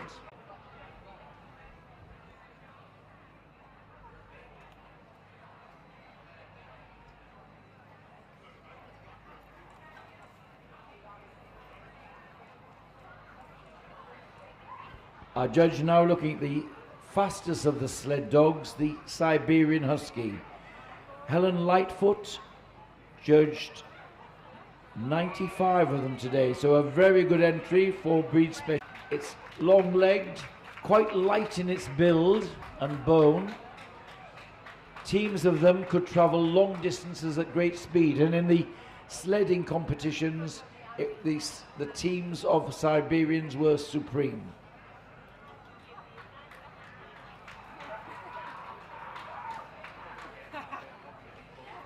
And now the Tibetan Mastiff, the archetype of all the Mastiff breeds, it is thought. It's thought that the Tibetan Mastiff goes back many centuries to the Middle Ages. They were used to guard the homesteads and palaces in the heights of the Himalayas.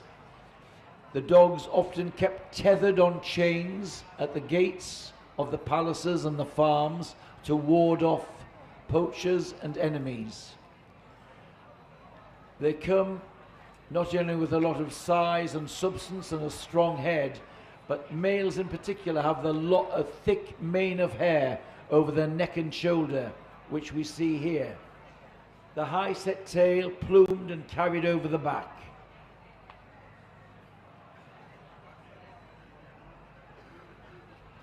There is our winning Tibetan Mastiff today, number 5703.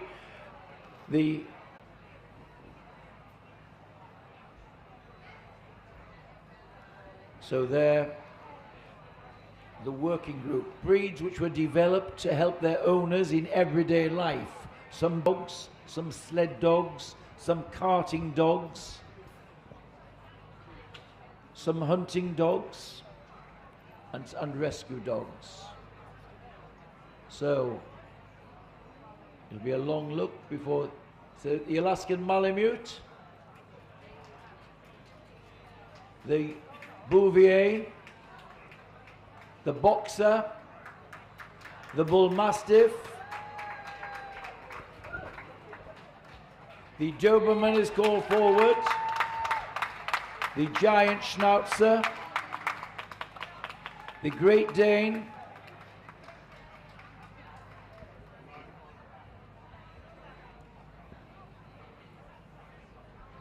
also called forward is the Newfoundland and the Rottweiler.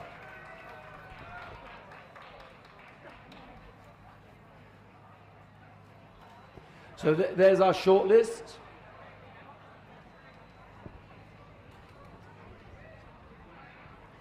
So I think we're going to see them round one at a time to show off their pace. We're just clearing the ring at the top. Round they go, the Alaskan Malamute with that waving plume of a tail. Bouvier, this versatile, originally a cattle herder, now used by the armed forces and the police. And here's the Boxer.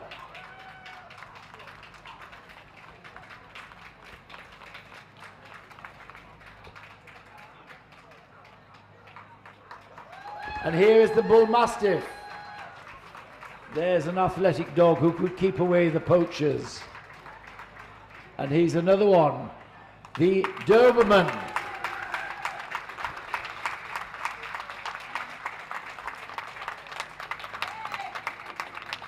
And there's the Giant Schnauzer.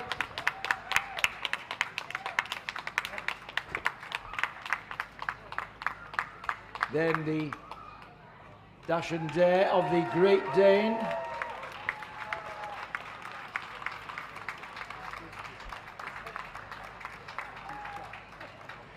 Here's the Newfoundland, the rescue dog, the water dog. The Newfoundland goes round, and finally, from Germany, it's the Rottweiler.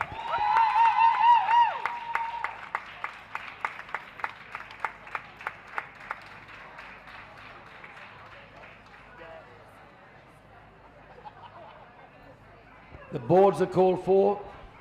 Man of decision, Mr. Nathan, making his mind up, and he's going to choose one of them to see later in the Best in Show competition. Out comes the Giant Schnauzer, is the winner of the working group. In second place, the Bull Mastiff. For third spot, the Doberman.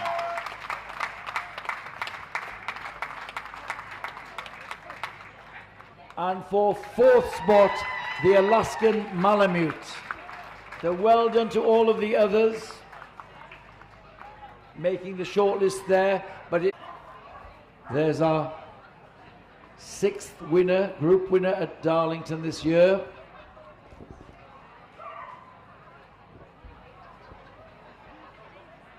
Before we get in the working puppies.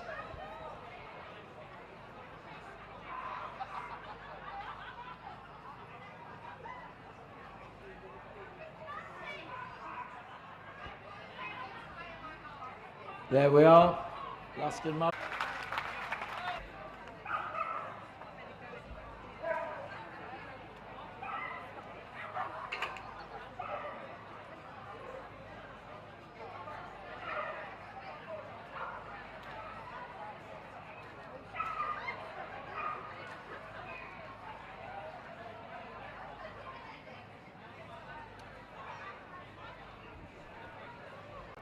And we are ready to go with the working puppies now. Please welcome back our judge, Mrs. Liz Cartledge, brought in by Mark Walshaw from the Darlington, I believe.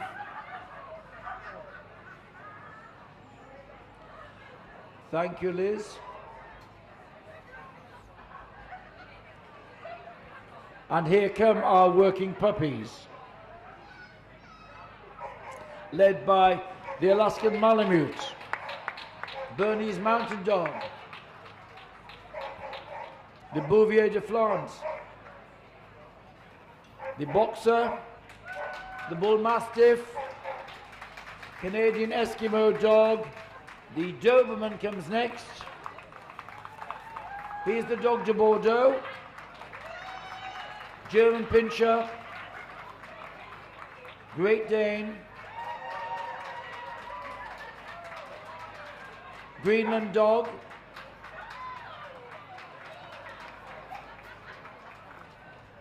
the Leonberger Mastiff, Newfoundland, Portuguese Water Dog, and the Rottweiler and the Russian Black Terrier.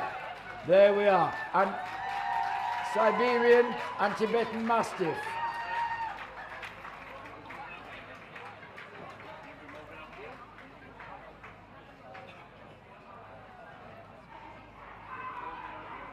Nice.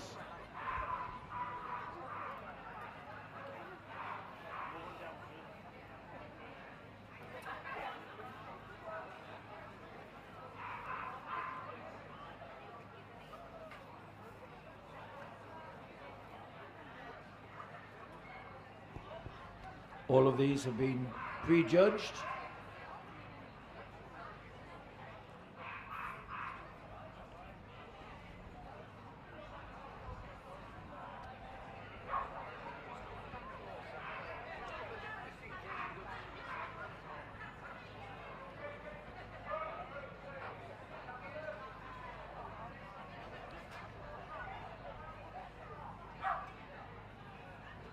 Again, for many of our young puppies, this is their first time in this big ring atmosphere. So it's a schooling occasion for many of them, but amazing how many of them take it in their stride, vying for the top spot in this puppy competition.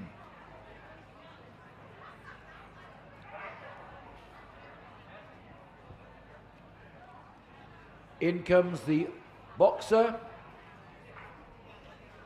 the Doberman,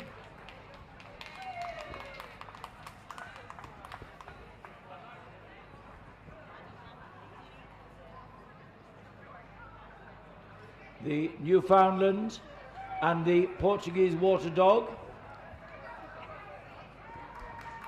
the Rottweiler,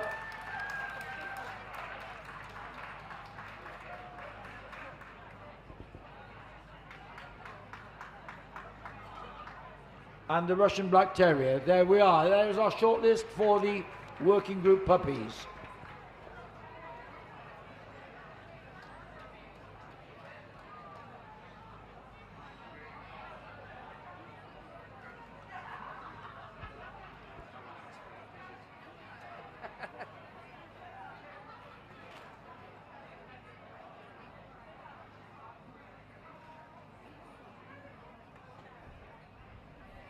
Round they go. Show them your support, ladies and gentlemen. The Boxer, Doberman, Rottweiler, Newfoundland, Portuguese Water Dog, and the Russian Black Terrier.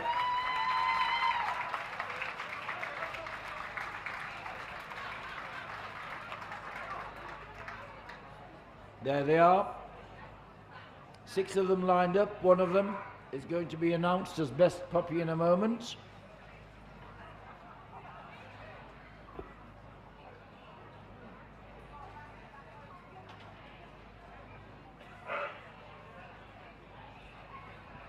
This Boxer puppy, a bitch puppy sent forward by Mrs. Hobson, 5155.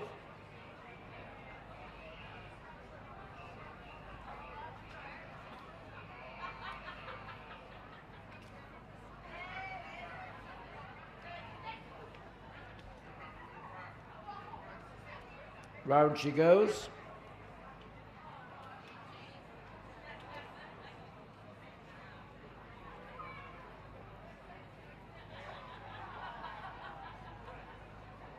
Same trip for the Doberman. A dog puppy sent forward by Irene McManus.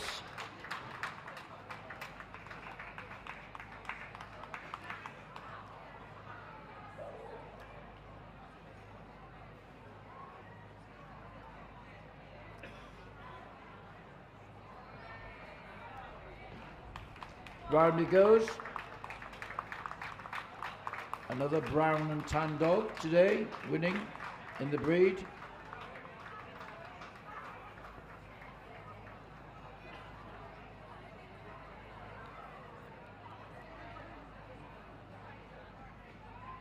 And here comes the Rottweiler puppy.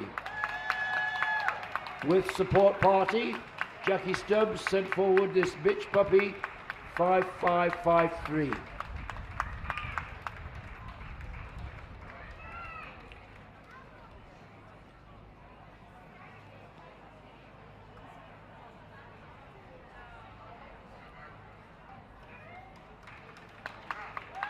Round she goes.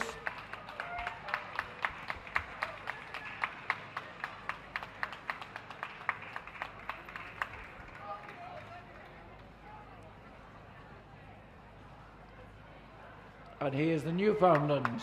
Another bitch puppy. Specialist Mrs. Springthorpe chose this one.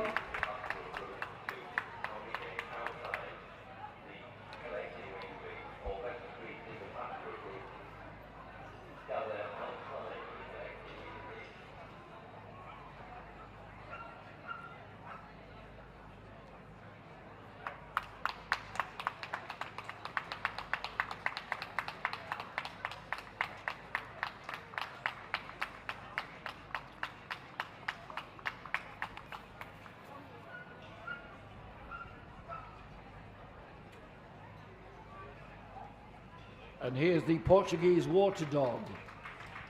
The tail carried over the back. The plume tail carried above the loins of the dog.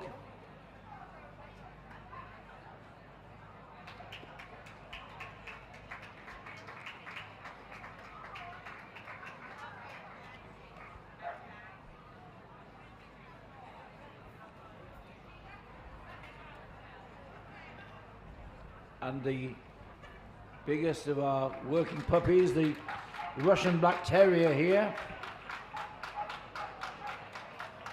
Dog puppy.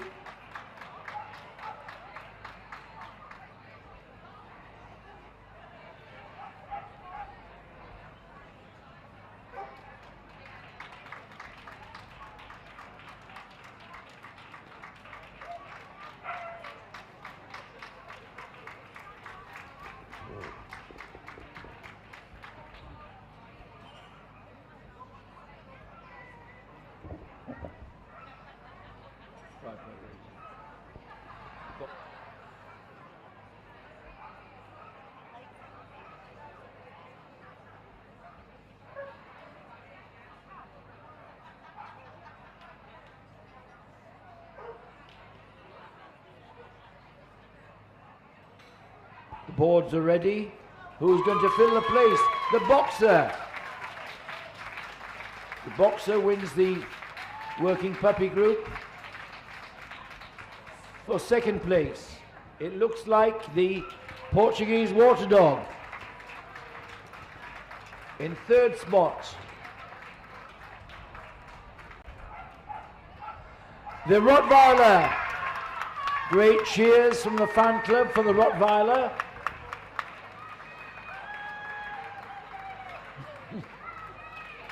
And in fourth place, the Russian Black Terrier. Well done, all of you, and well done the others, making the final six.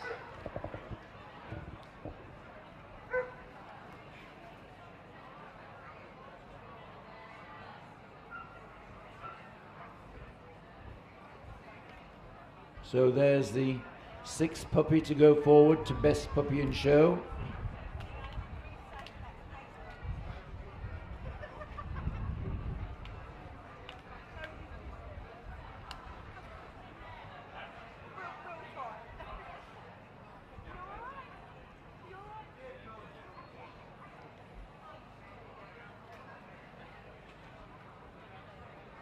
So vouchers for all the winning puppies as well. Royal Canin. And they'll get another circuit of the ring to celebrate the victory. Lead off, please. Our lap of honour for the winning working puppy, boxer, Portuguese, the Rottweiler and the Russian Black Terrier.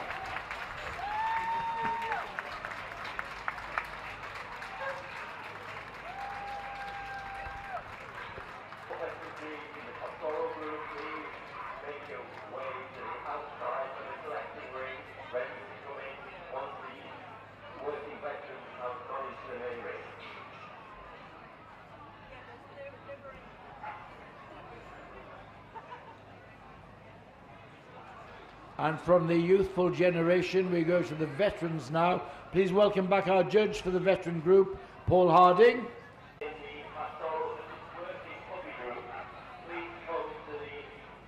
I believe the Hovervart is coming in first. We're just waiting for something up there. We're waiting for a late arrival. Two to see.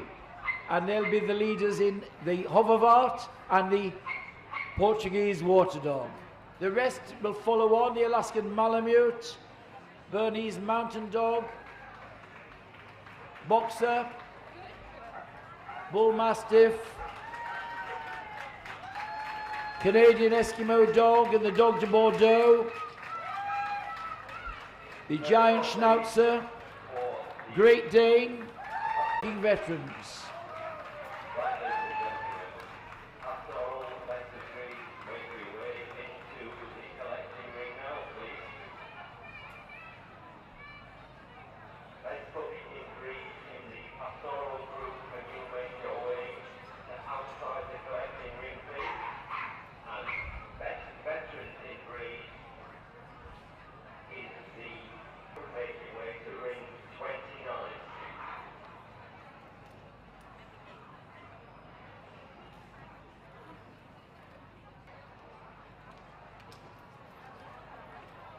Judge now going over the Hovervart. It's black with rich gold markings on legs, on the head, over the eyes. This general purpose farm dog from Germany.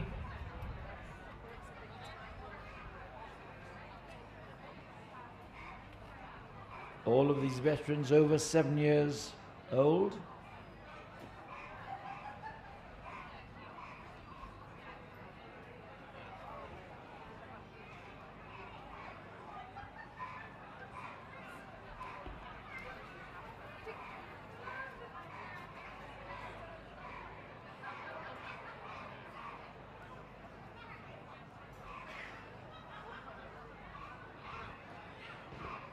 And now the Portuguese water dog. We saw a black Portuguese water dog in the working group. Here's one of the other colours, a brown. Underneath that coat, they're solidly built, a broad skull and strong muzzle.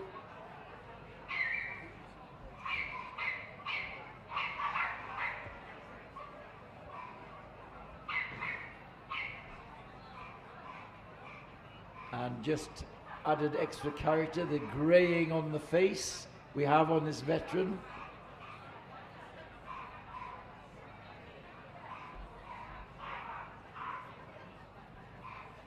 And very happy to be here. Look at that wagging tail, the plume over the back.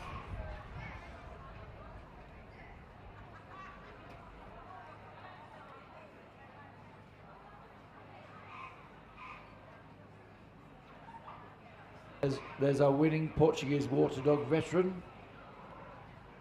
The last one to be seen in this veteran group.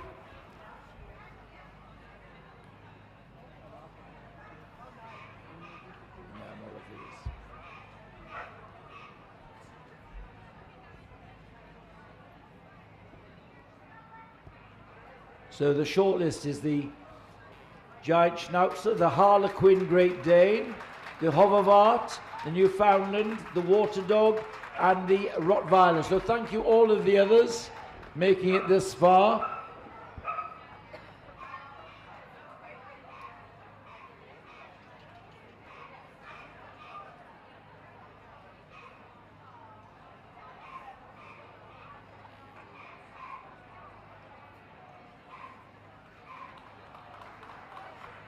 Now, time to show your support, ladies and gentlemen. There's the Giant Schnauzer.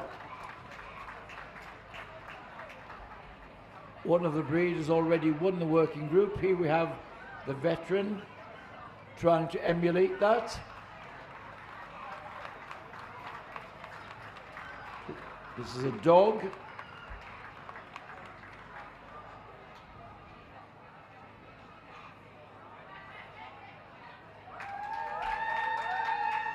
Here's the Harlequin Great Dane. One of the giant breeds.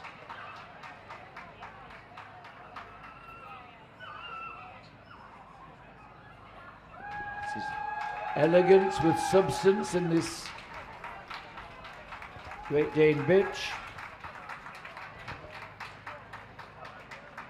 And here's the Hoverwart we saw earlier. One of the rarer breeds in the group here.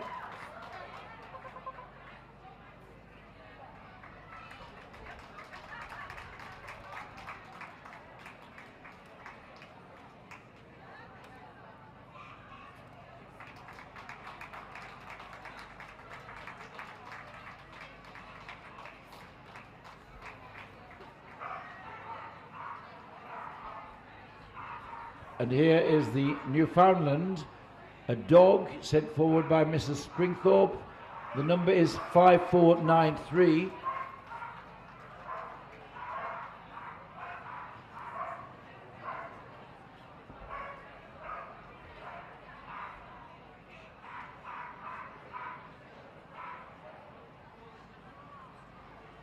And round he goes.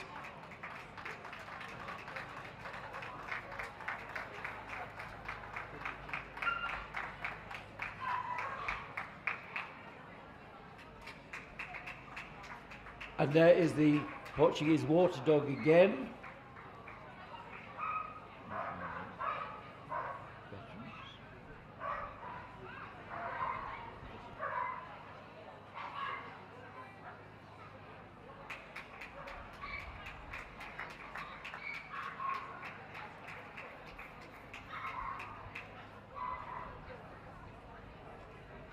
And finally, the Rottweiler. Enthusiastic breed support there for our veteran Rottweiler bitch.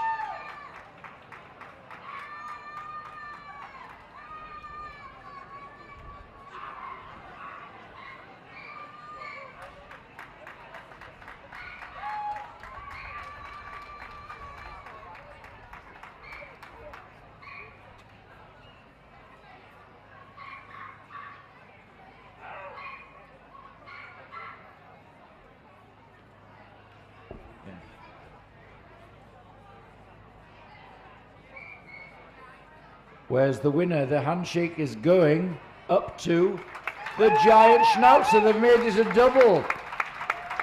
Winning the group and the veteran group. In second place, the Rottweiler. For third spot, it's the Great Dane. And in fourth place, the Hoverwart.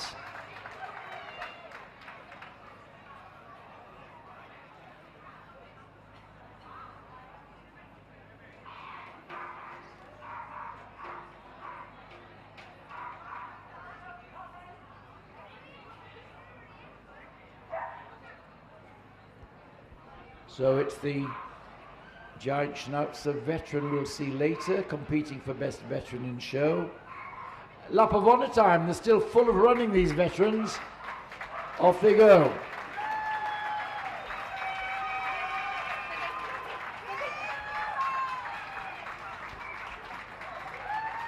I'm sure these big rosettes will be treasured possessions in their home, a memory of a great occasion for them.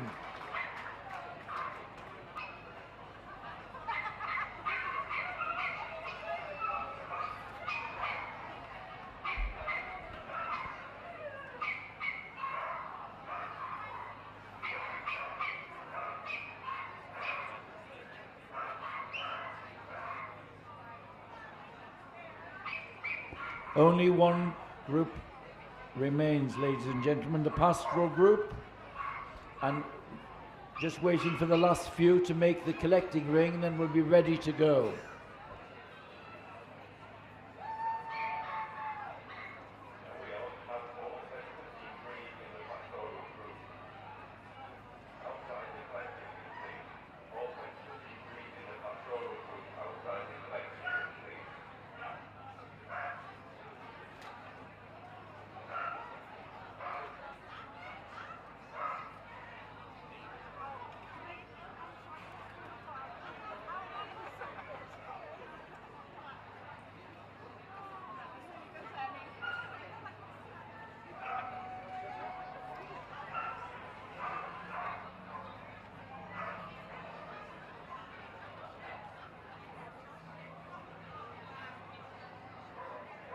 I think, are we ready to go, Mr. Walshaw?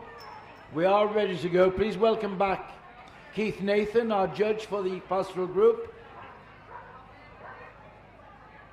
And there's the judge, and here come the dogs. Led in by the Australian cattle dog, the border collie, the Australian shepherd, the bearded collie,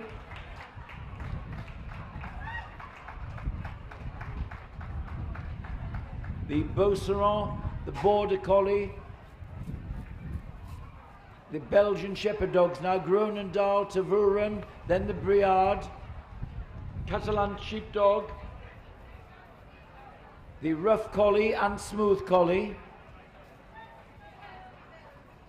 the Estrella mountain dog, Finnish lapphund, German shepherd dog, the Hungarian Puli and the Hungarian Pumi, the little Lancashire heeler, the Maremma sheepdog, the Norwegian Buhund comes next. Here comes the Old English sheepdog, Polish Lowland Sheepdog, Pyrenean Mountain Dog. Here comes the Pyrenean Sheepdog, and the Samoyed, the Shetland Sheepdog, the Swedish Valhund, Cardigan Corgi and Pembroke Corgi. And there we have our Pastoral, the Swiss White Shepherd is coming from the import register. Right, ladies and gentlemen, can we have all best puppy and breed in the pastoral group into the collecting ring now, please?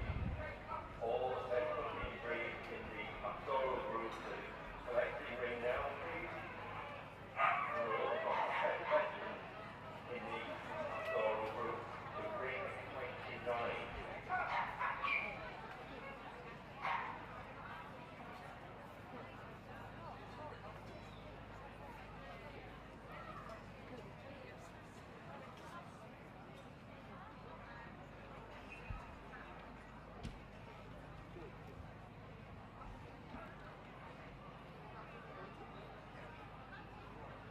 Just wait.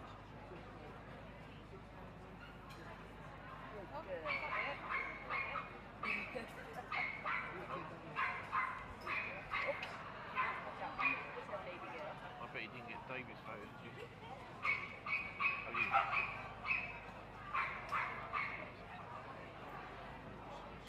Get the judging in.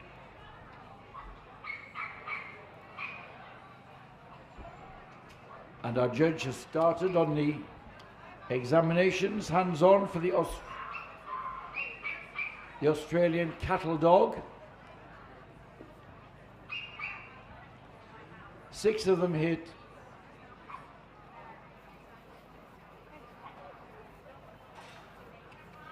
Twelve of them here today. Jill Peake was the judge. Her choice was this dog, number 571. 2, a blue speckled dog. They come in blue speckle with this blue mottled coat, and or a red speckle.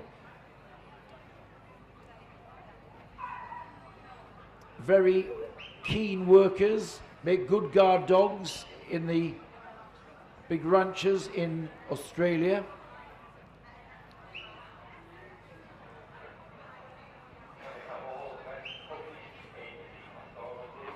Australian Shepherds today were judged by Mrs. Richards. 46 of them here today, and the winner was this bitch, number 5726.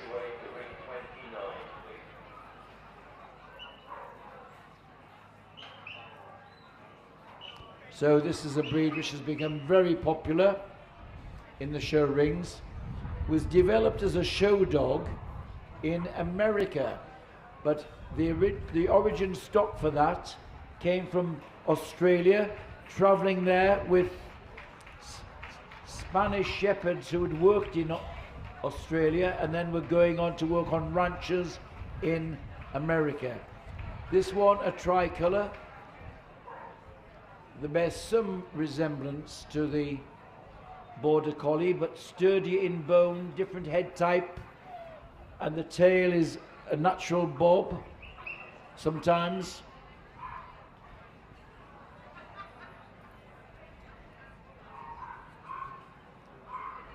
Here the bearded collie, 59 of them for Ben Reynolds Frost today. His winner was this bitch, 5772.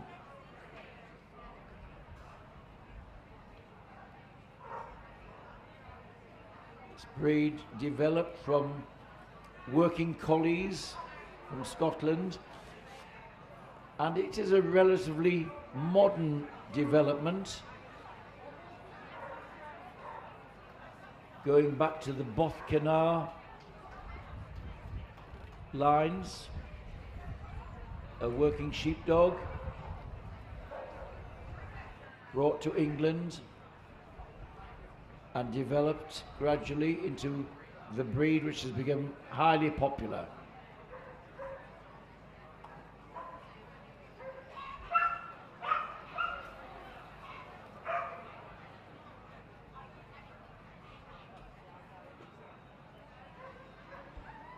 Our judge now looking at the Beauceron. a French herding breed, sent forward by Cheryl Pierpoint. An entry of 2 here today. The winner was the dog 5829.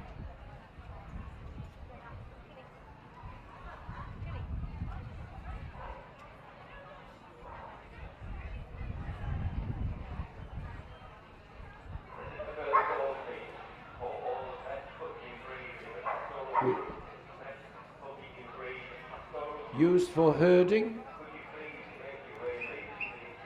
the Pastoral gets its name. The red stockings, the barouge in France, which means red stockings, because of the tan markings on the feet.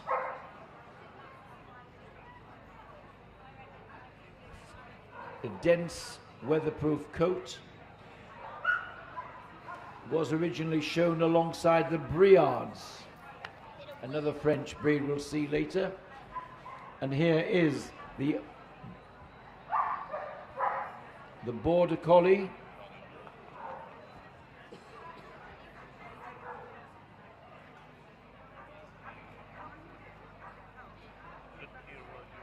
Border Collies had 87 entries today for Mrs. Hadley Large. Her choice was this dog, number 5900.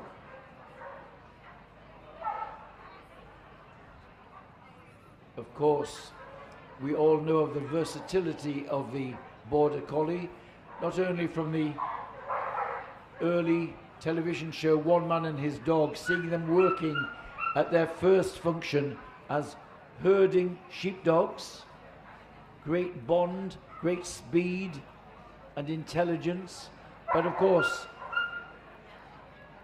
very versatile in agility and obedience. This is a breed which needs a job of work to do. There is our winning Border Collie, number 5900.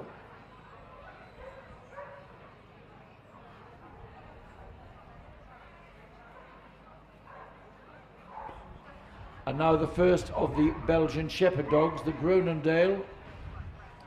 Mrs. Armstrong judged 22 of them today and chose this bitch, number 5840.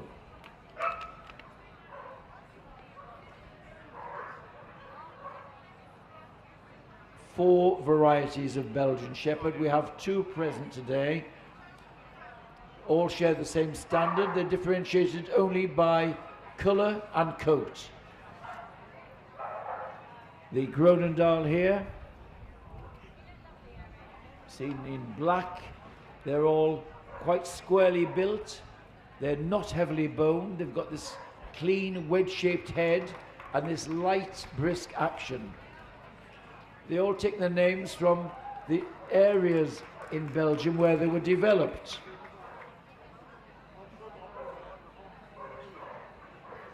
Now forward, the Tervuren, 19 of them today for Graham Hill. He chose this dog, 5890, as best of breed.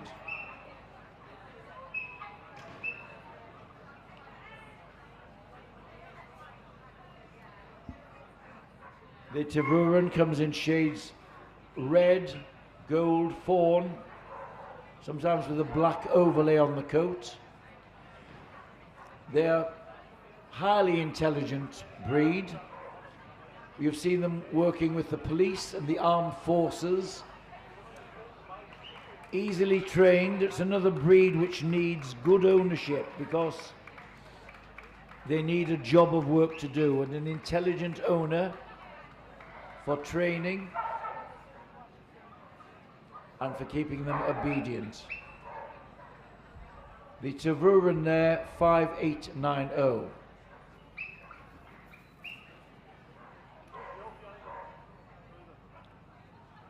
Now forward the Briard from an entry of 24 for specialist Alan Mees. He chose this dog, 6000, as best of breed. A fawn dog. They come also in black takes its name from the area of Brie, which is also known for good cheese. The Briard is the herding dog of France. Some breed peculiarities are its double dew claws on its hind legs and a little crochet hook at the end of its tail, and a dry, crisp coat like goat's hair.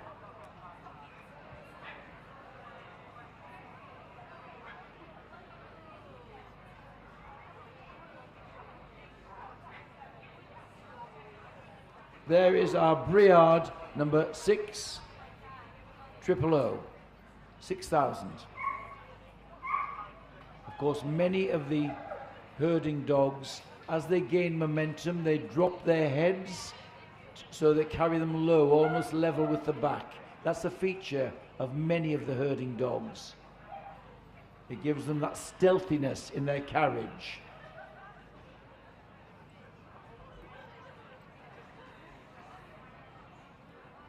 Now the Catalan sheepdog, 7 of them here today for Steve Hall.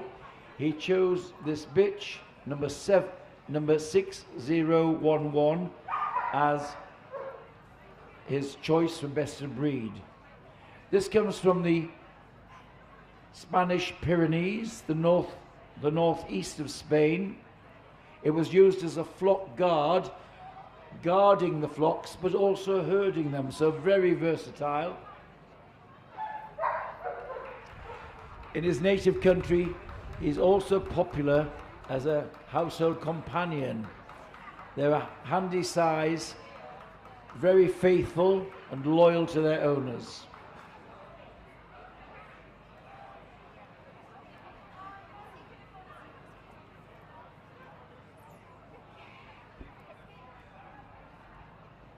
Steve Hall also judged 73 rough collies today and chose this bitch, number 6052, as best of breed.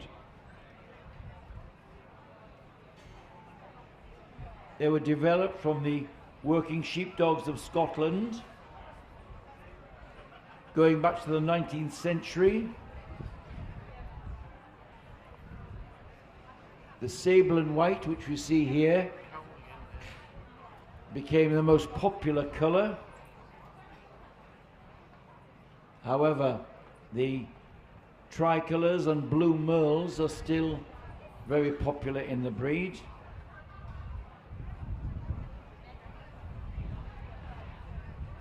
Popularised by the television programme and the film Lassie Come Home, which gave them great popularity. There was a boom in the 60s and 70s for the breed.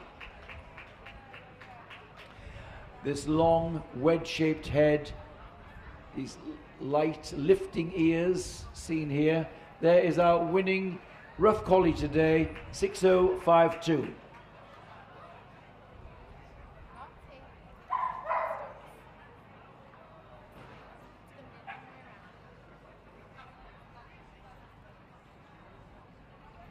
And here is the smooth version of the collie, sent forward by Albert White today. 20 of them here. His choice was this dog, number 6099. They share almost identical standards with the rough collie. The smooth collie has a dense coat, giving it protection for working in all weathers. So if you like the idea of a collie but don't want all the grooming, the smooth collie might be your answer. Light on the move, covering the ground economically. There's our winning smooth collie, 6099.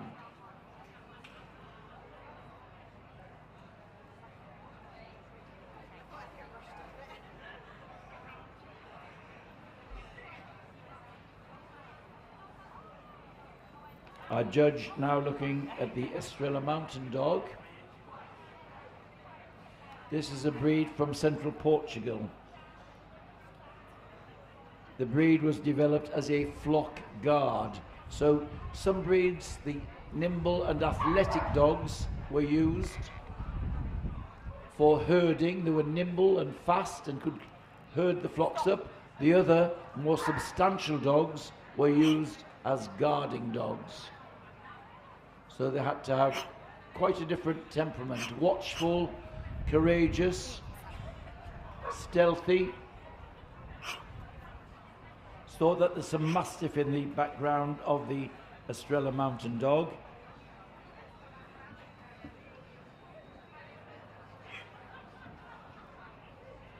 It's another breed which has the distinctive features of the ears turned back, as we see here, and a slight crochet hook at the end of its tail.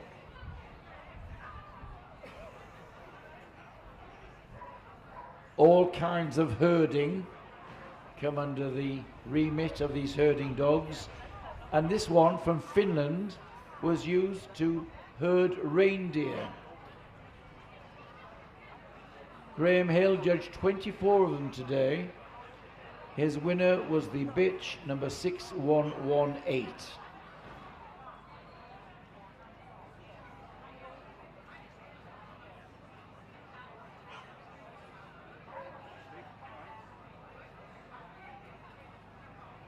The breed has some Spitz characteristics. By that I mean a wedge-shaped head, small ears which can be pricked up, a double dense coat for protection in hard weather, and the tail carried over the back. Brisk striding and very nimble. In their native Finland you see a lot of them kept as household companions.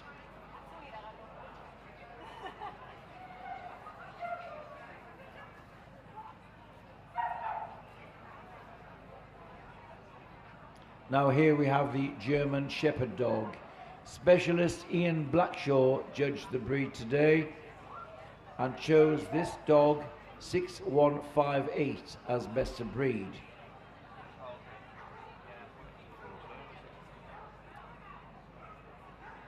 The older generation amongst us might have seen a big change in the German Shepherds. Those who were in the show world in the 1960s would know of the Alsatians, which were how they were termed then in this country, a different shape and balance, but the influx of change from Germany, the country of origin of the breed, has seen an influx of a slightly different type, lighter, a little higher on the leg, a little shorter in the body, and a top line which slopes with a curve over the loins to a lower set tail. They should, however, remain fit for function, their original function as a herding dog and as a guard dog, but we all know that the German Shepherd's hugely intelligent and used by the armed forces and the police across the world.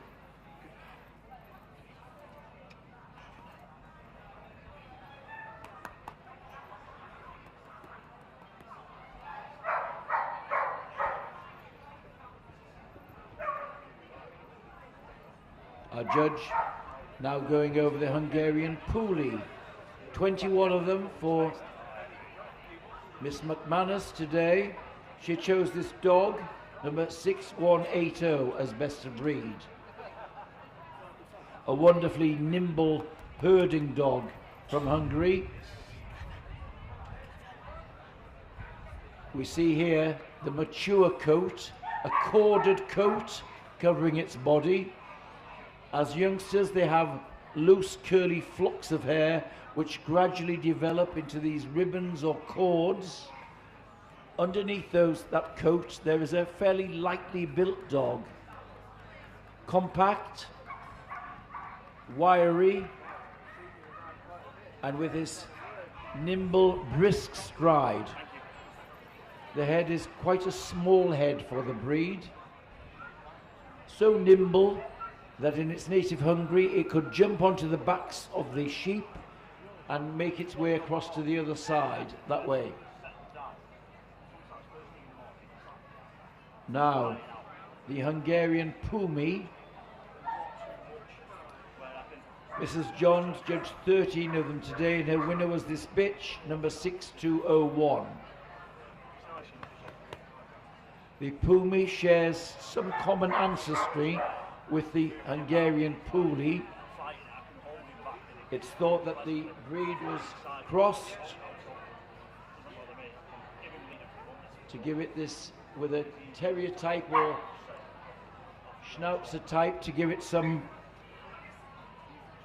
terrier expression and alertness in its head and its ears. Thought that the German Spitz played a part in its ancestry.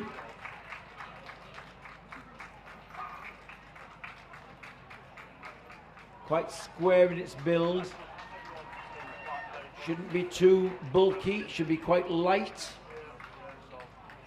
The head quite long and narrow, with these ears which lift and are tipped at the top third of them. There is the Hungarian Pumi.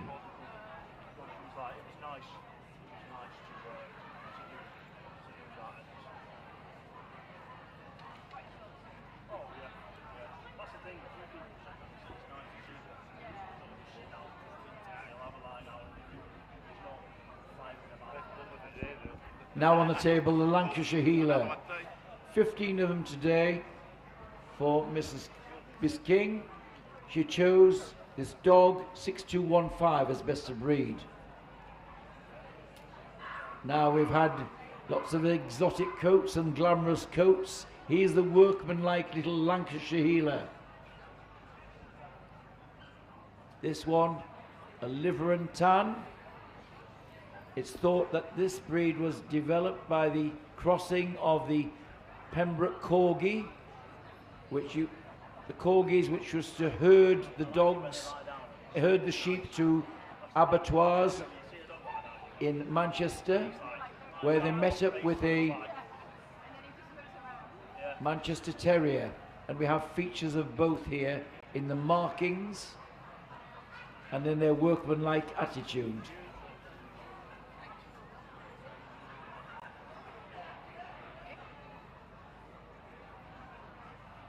Now the Maremma Sheepdog.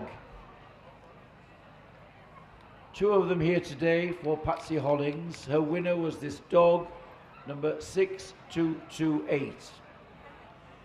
It hails from northern Italy, the plains of Maremma, where it was used as a herder and as a flock guard. It could work in the high mountainous plains, in the high mountains, but also on the plains of Maremma, with the movement of flocks to higher ground and then down to the plains. This is a breed which has lost some of its popularity in the UK. Now the breed is trying to build back a population to regain its CCs. There is the Maremma Sheepdog, number 6228.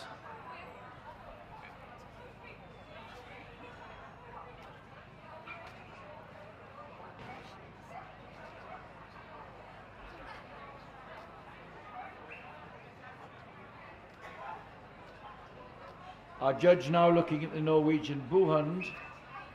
12 of them here today for Sue Franks, Mrs. Franks, and she chose this dog 6232 as best of breed.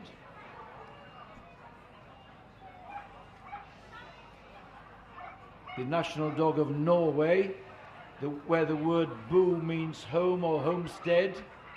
This is the dog of the homestead.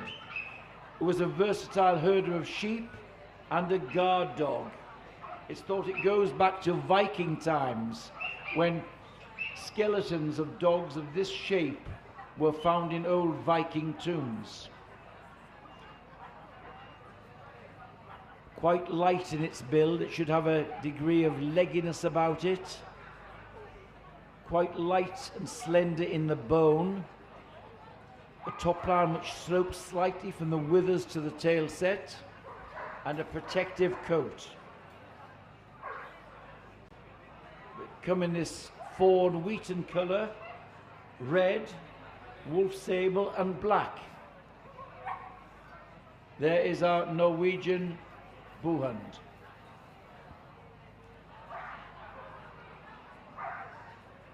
And now to the distinctive outline of the Old English Sheepdog.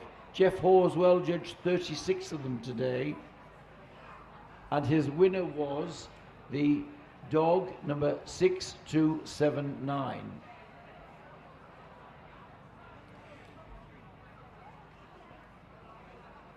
Although it gets the name Old English Sheepdog, there's a bit of a misnomer there because it was also used as a cattle herder, and it's thought that some breeds, the Scottish Sheepdog may be in its ancestry, but also some Polish sheepdogs which were brought into Scotland, then used in the development of this breed.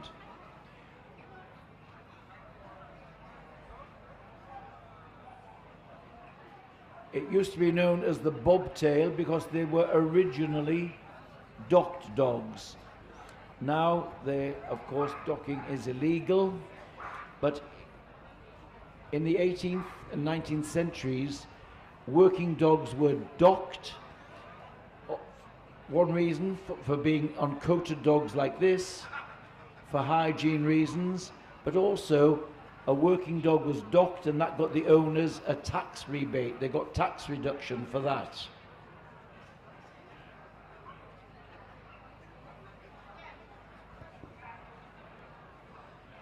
And now the Polish Lowland Sheepdog. Mrs. Springthorpe judged 17 and chose this dog 6294 as best of breed.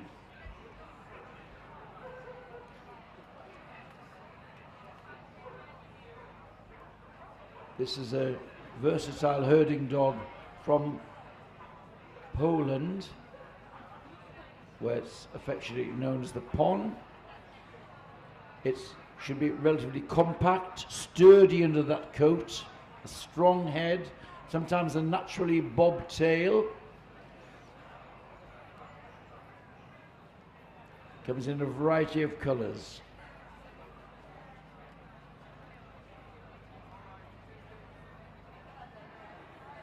Under that coat there has to be a dog fit for go to work for long hours and cover a lot of territory.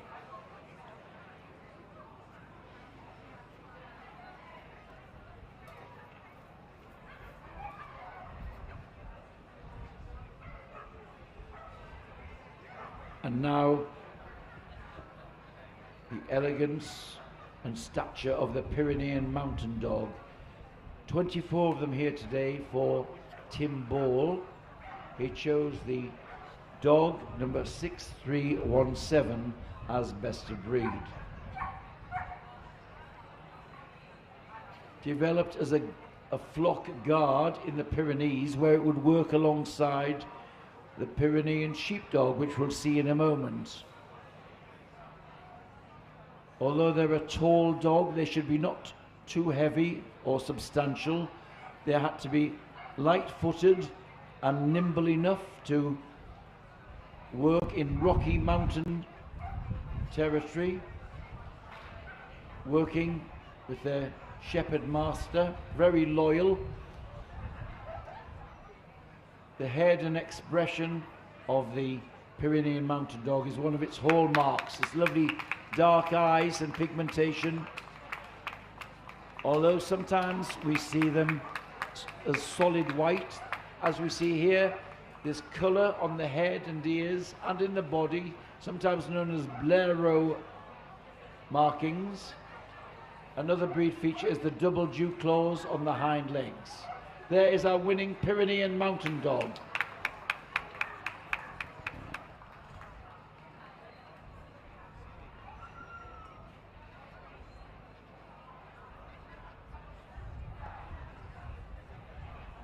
And now we do have the Pyrenean sheepdog, the long-haired variety, which is the variety we have in this country. 5 of them for Miss King, and she chose the dog number 6322. Lightly built, nimble and agile. The coat naturally develops into these fronds or strands. It has this windswept look, very agile, light on its feet, nimble for herding. Looks almost windswept when it's moving. This elegance and lightness in its carriage.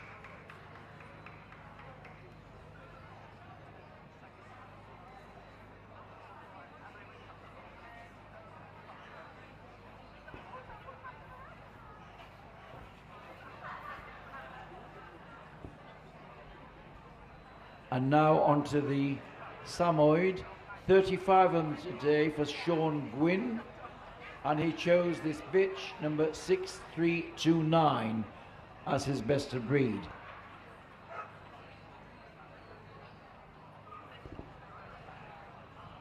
The Smiling Sami, originating in the Arctic regions of Siberia.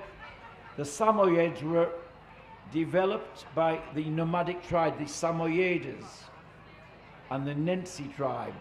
They were used as herding dogs and as sled dogs, and they had to survive extreme climates. So hence the protective, the tail over the back, and one of the unique features is their feet, which are quite open and spread, known as like on the ice.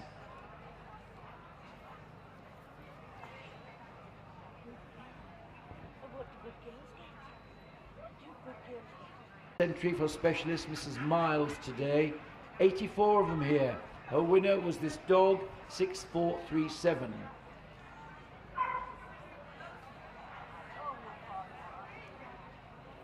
The Shetland Isles are a small landmass, and so they need small animals.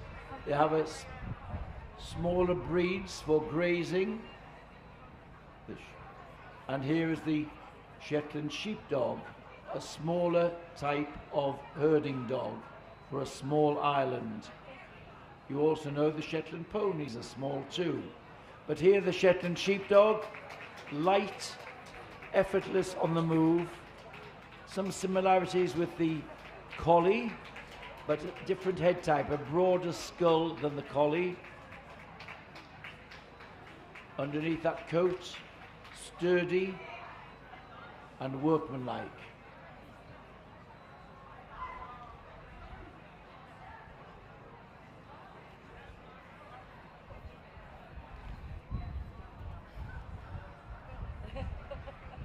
What you mean you don't want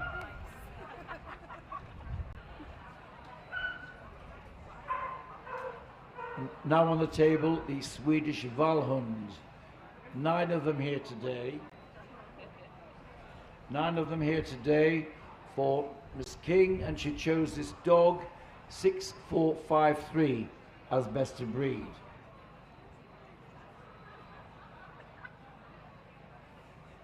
Ancient breed going back to Viking times.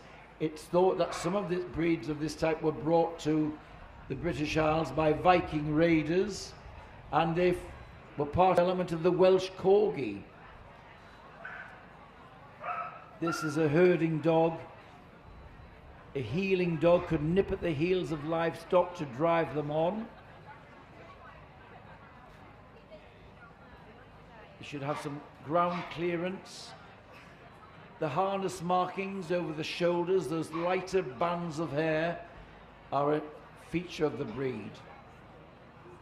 A natural bobtail often occurs in the breeding.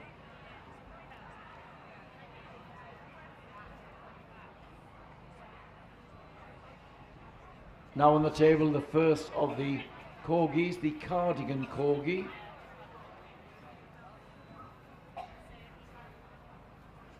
Paul Harding judged the breed today and chose this bitch, number 6470, as best of breed.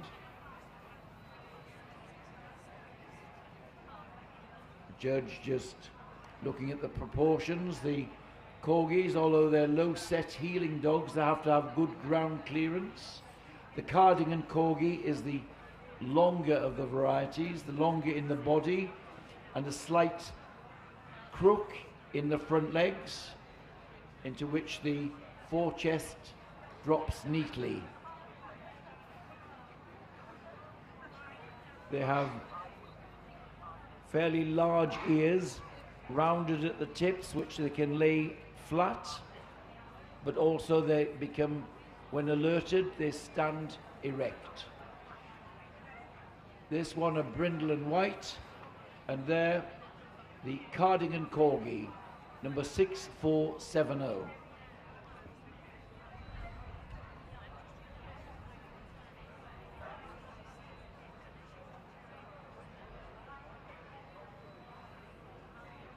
And now the Pembroke Corgi, 36 of them today for Jill Peake. She chose the bitch, number 6483, as best of breed.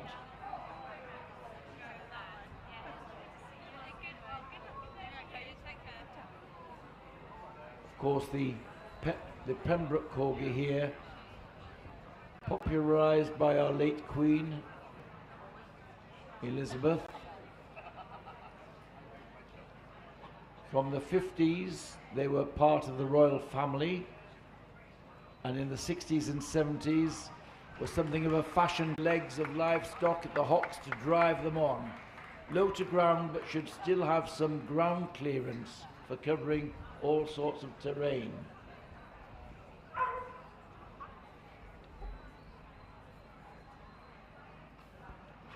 And from the import registers, the white Swiss Shepherd.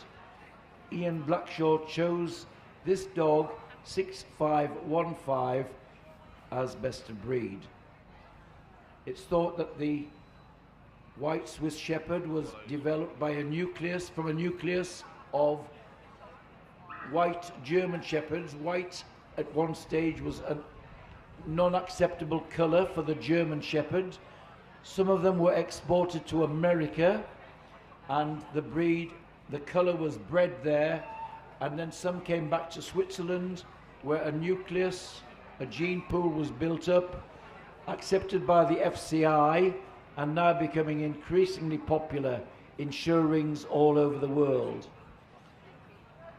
Somewhat similar to Alsatian shape, the earlier type of German Shepherd we saw in this country, the white Swiss Shepherd.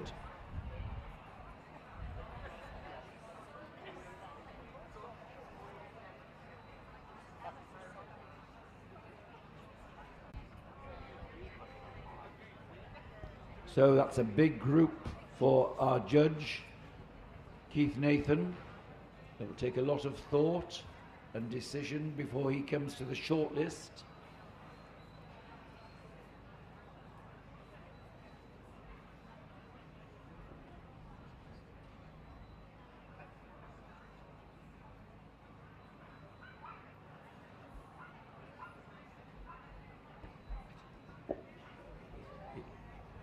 He'll be looking for dogs which are fit for function, close to their breed standard. In comes the bearded collie and the border collie.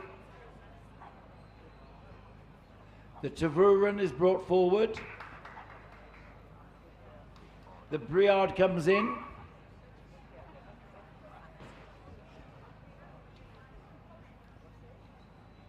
The Hungarian Puli is brought forward, and the Pumi.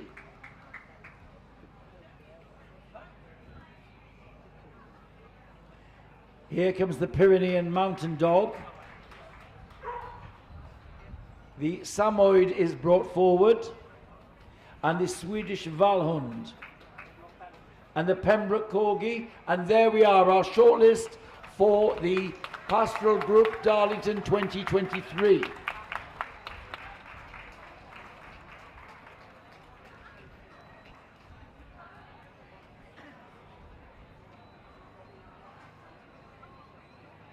And round they go. Give them some support, ladies and gentlemen. Our pastoral finalists.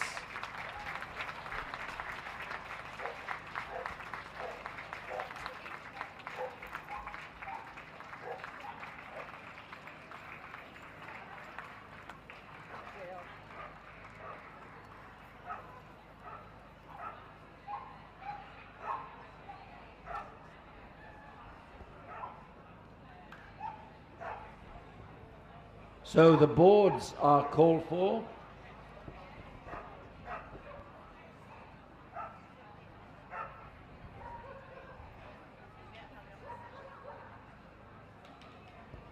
Who's the winner? The Samoyed has won the Pastoral Group. The Samoyed, very excited owner. In second place, the Bearded Collie. For third spot, it's the Hungarian Puli.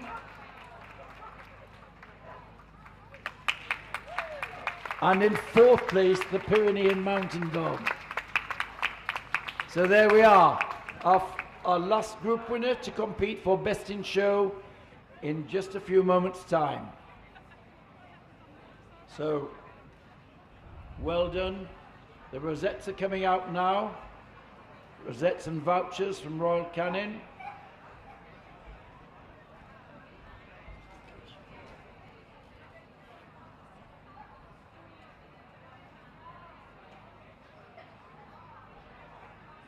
Oh, very excited and happy owner there with the Samoyed bitch.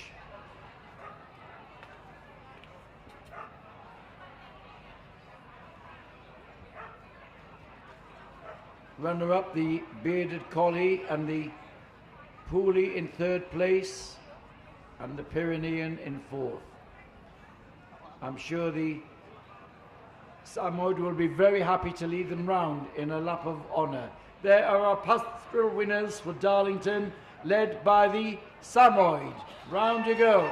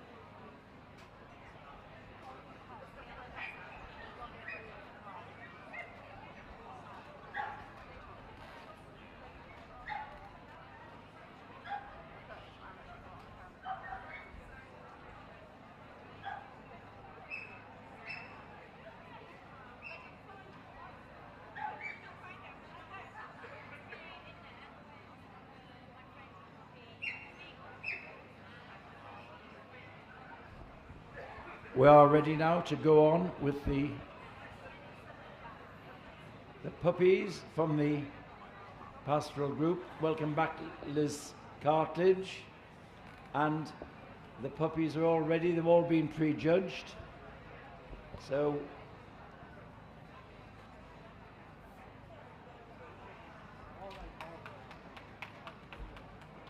here they come, our pastoral puppies. Please welcome them in, give them some encouragement. Australian cattle dog, bearded collie, the border collie, the Briard, the collie rough and smooth,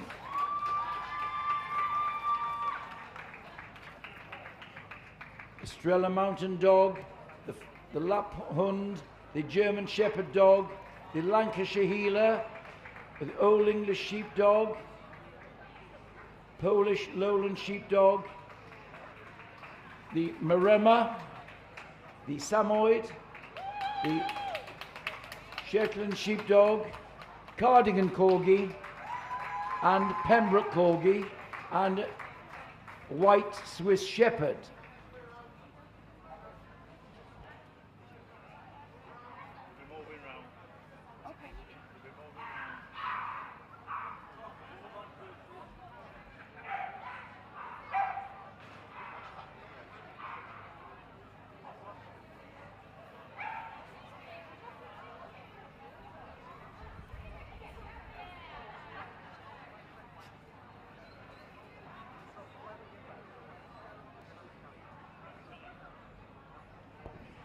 So all of them have been examined and moved in the outside ring, and here's the shortlist: the Beardy and the Border and the Briard,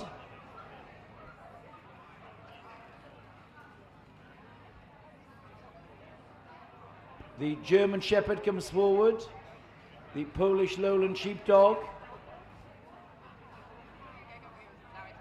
the Samoyed,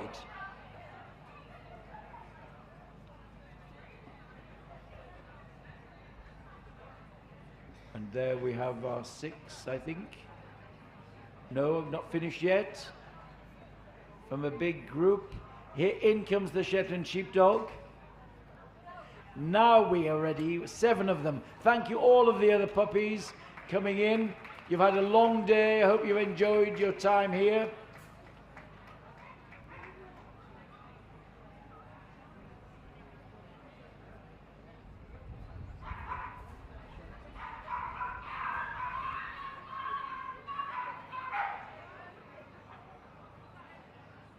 Round they go. Give them a big support, ladies and gentlemen.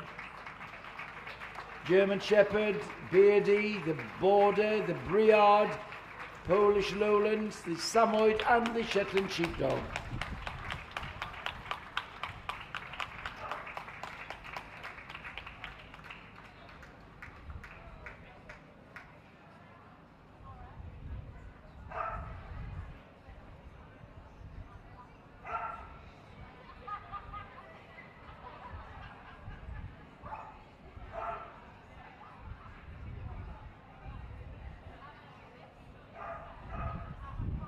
Boards are called for. Who will be the 7th puppy to go to compete for Best Puppy in Show?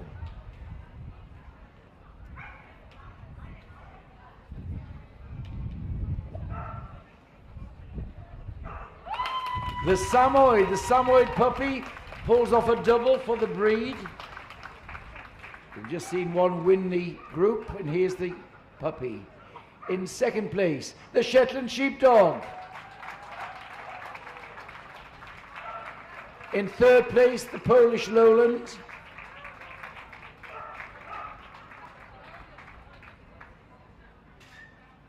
And in 4th place, the Border Collie.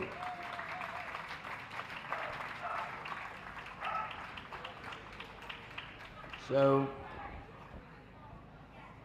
4 for the future. Perhaps this is the start of great careers for them.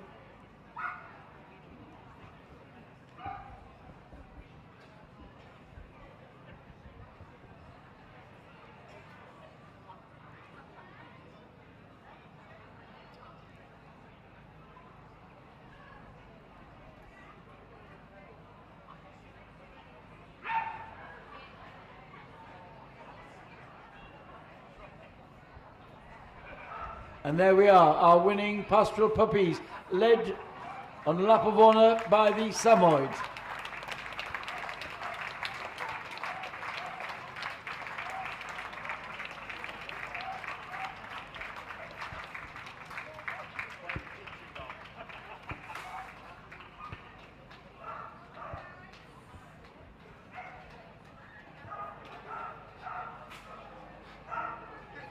And our last group of the day is the veteran group for the pastoral breeds. He's our judge, Paul Harding. He'll be choosing his favourite of the weekend soon. But first he has to sort out these veterans from this group. And in they come. The Australian Cattle Dog, the Smooth Collie, Estrella Mountain Dog, Hungarian Poolie, the Australian Shepherd, a little bit out of order, and here comes the Beardy, the Border Collie, the Briard, the Rough Collie, the Lapphund, the German Shepherd, the Norwegian Bullhund, and the Pyrenean Mountain Dog. The Samoyed is coming next, and the Swedish Valhund, I think, coming through the door now, and then the two Corgis, Cardigan and Pembroke. And the Australian Cattle Dog coming down, she needs to be examined, I believe.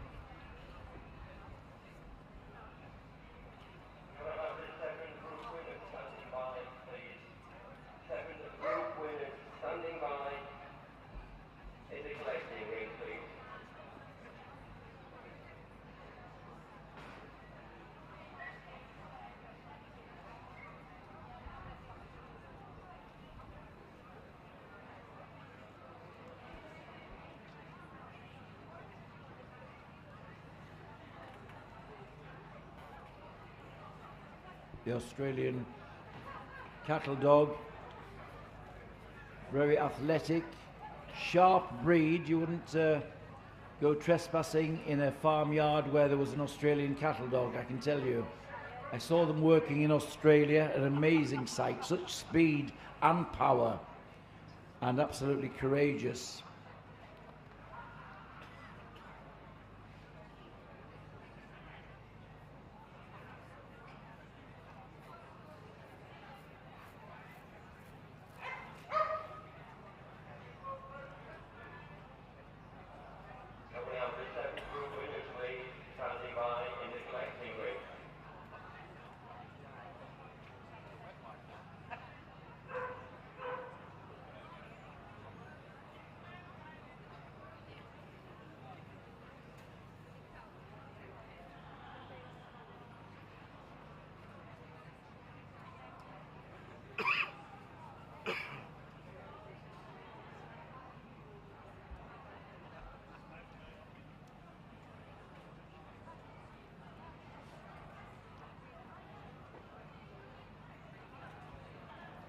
There's our Smooth Collie.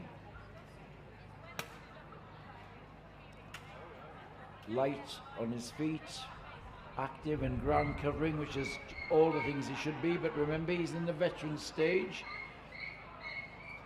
and still a very good advert for the breed.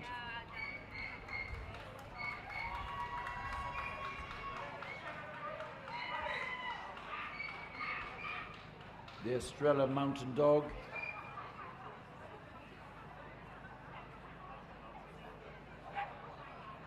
The ears, which are folded back, are a breed's feature.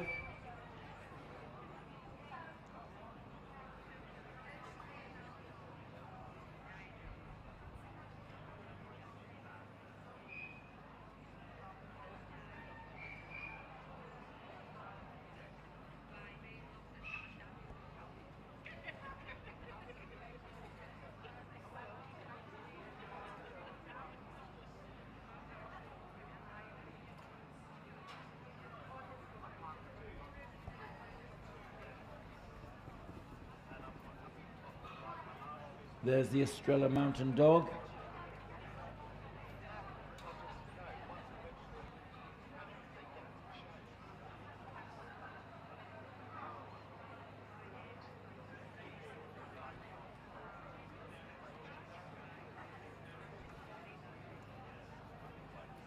And round she goes, the Australian Mountain Dog.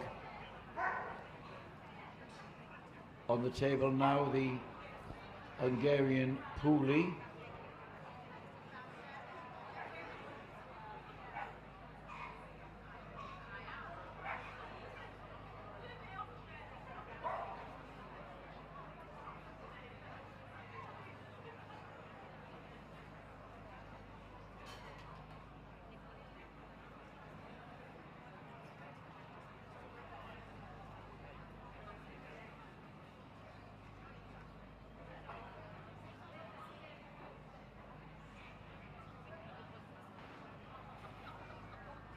Judge just going under that coat, seeing what's underneath the coat.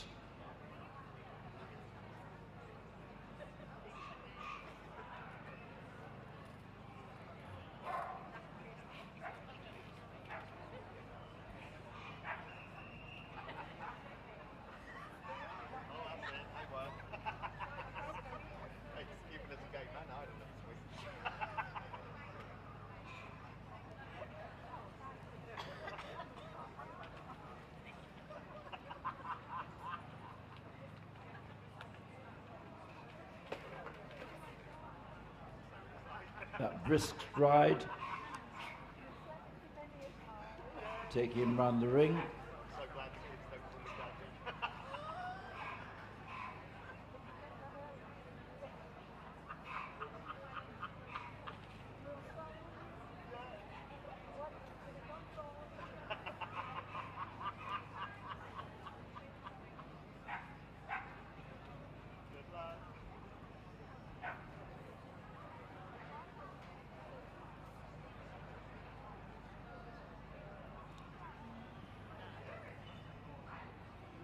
Call forward is the bearded collie and the border collie, the Briard, the smooth collie, the Finnish Lapphund, the Norwegian Boohund, the Pyrenean Mountain Dog. And there we are. There are our 6 finalists for this veteran group.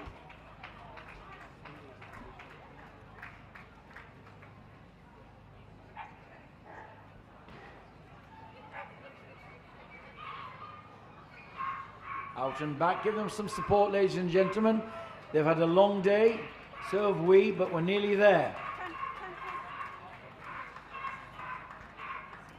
Beard collie, typical in its head carriage, just dropping its head a little lower on the move.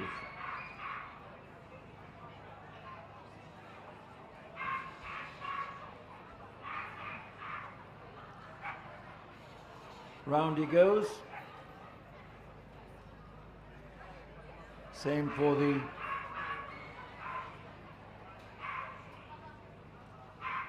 border collie here.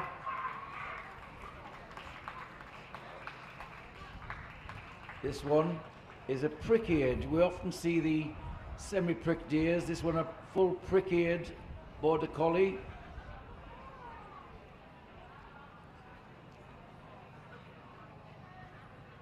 And this one is a blue, which is again a rarer colour.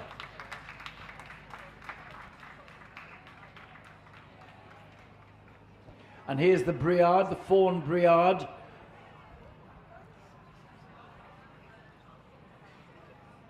That little crochet hook in its tail, very typical.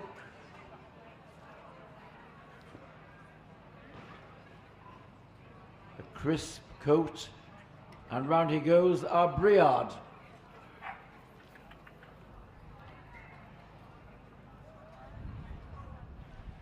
We saw just recently the smooth collie,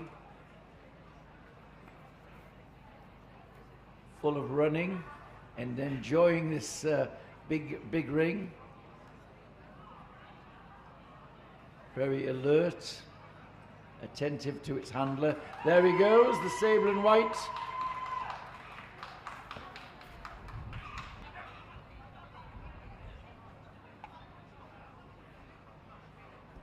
And here's the Finnish Lapphund.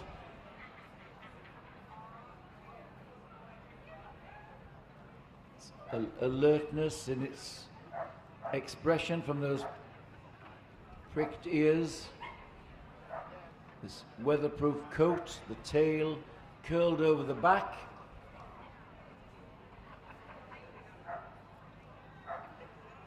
And very determined going round the ring there. And here the elegance and size of the Pyrenean mountain dog. So this said that the Pyrenean mountain dog has this wonderful soft expression.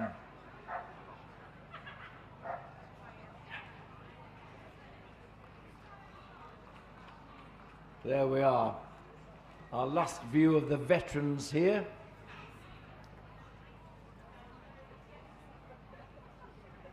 One of these 6 going on to compete in the finals.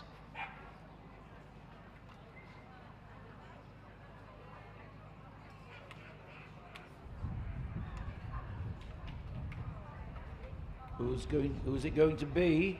The Pyrenean mountain dog. Best veteran in the pastoral group, and in second place, the bearded collie. For third spot,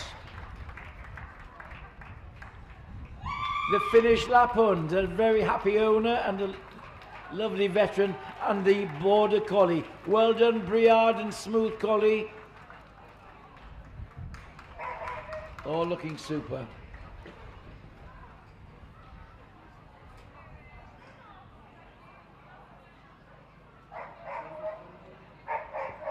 So, Pyrenean Mountain Dog we'll see later, competing for Best Veteran in Show.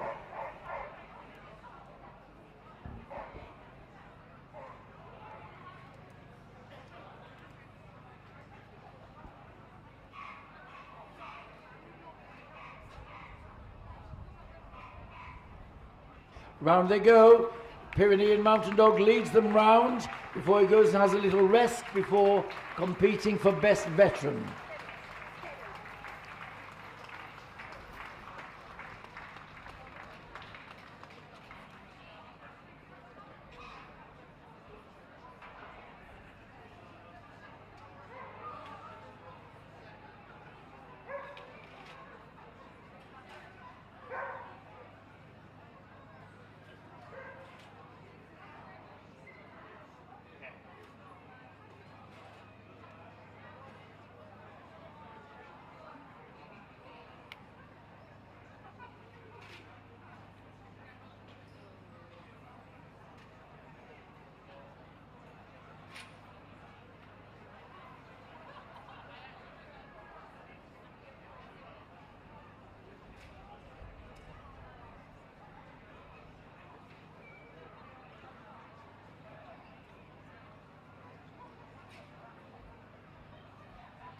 Now, the moment has come to decide the final decision of the day. Best in Show at Darlington Championship Show 2023. One of the glittering prizes in the dog world is to take a Best in Show all breeds at a 7-group show, a general championship show. 7 dogs, their handlers getting excited at the opportunity they have in a moment. So let's see who those contenders are. From the toy group, we have the Maltese.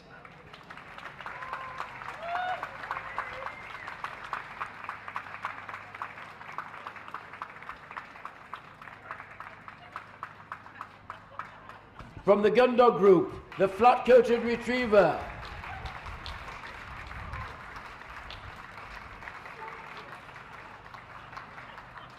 From the utility group, the Akita. From the hound group, the Afghan hound. From the terrier group, the smooth fox terrier. From the working group, earlier today, the giant schnauzer. And fresh from victory in the pastoral group, the Samoyed. And now,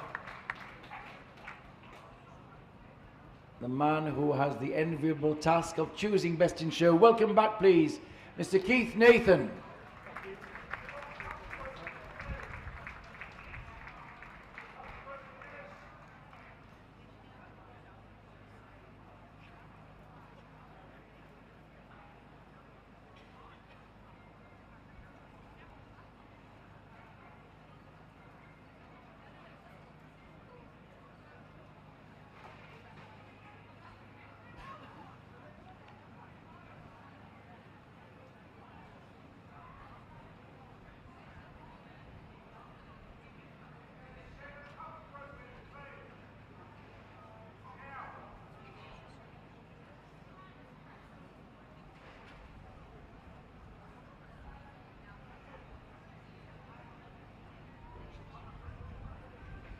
A first look for our Best in Show judge at 5 of the group winners.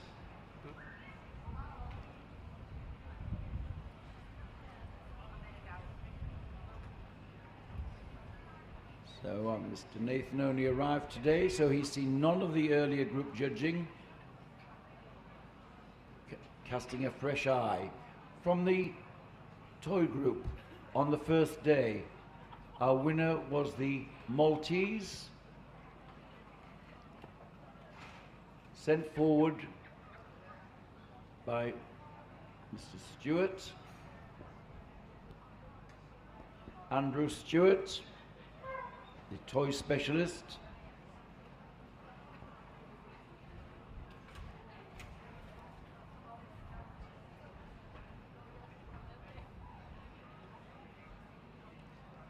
Judge just feeling the silky white coat, the hallmark of the breed, along with its black pigmentation of the nose and the eye rims and the pads.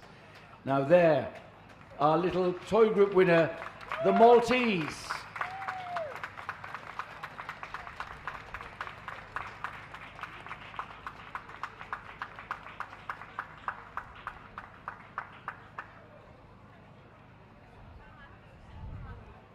Great personalities in a small frame. There's our Maltese, the toy group winner.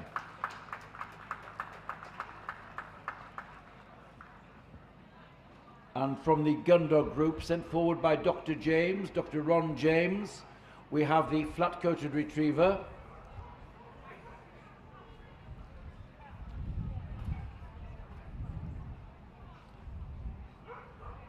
The ever-happy flat-coated retriever, always lashing the tail, full of the joys of life.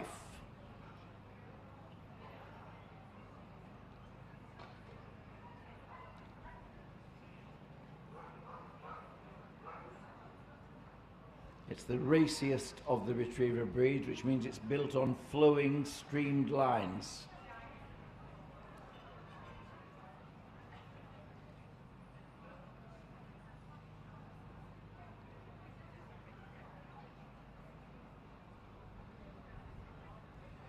There's the flat coat, our Gundog group winner.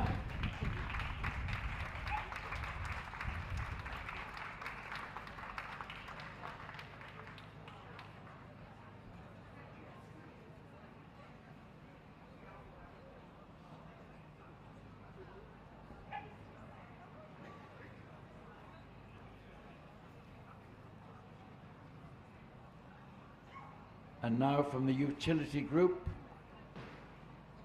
the Akita, the choice of Mr. Lee Cox, the largest of the utility breeds, originating in Japan but developed into this largest form in America. Characteristic of all the Japanese breeds are these vivid colors, this plush coat.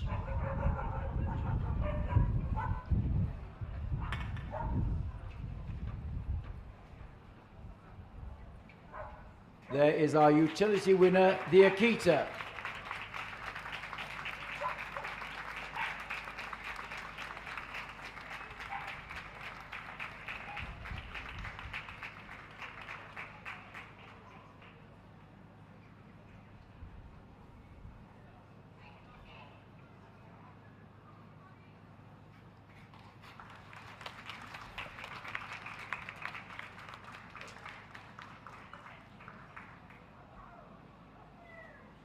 The hound group was judged by Colin Gillanders, and his choice was this Afghan hound, a dog,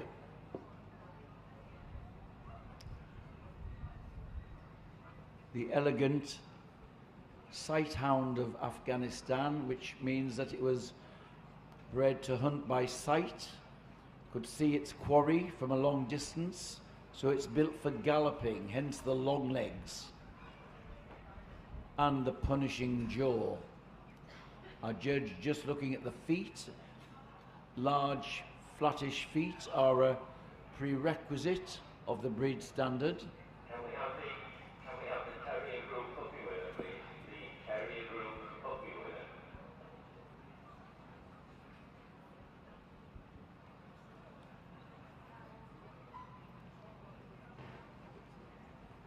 And there he goes, our hound group winner, the Afghan.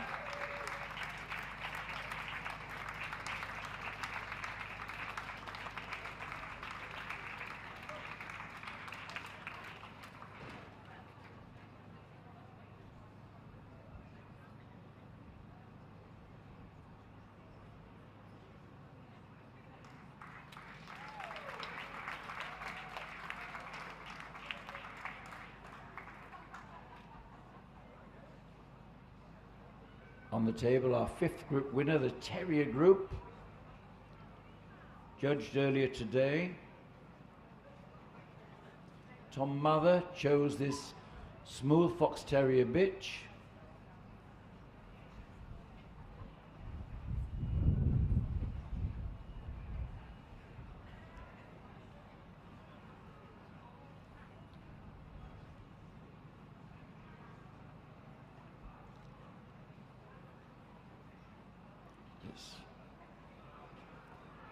The ultimate in smartness in this short-backed, clean-lined breed.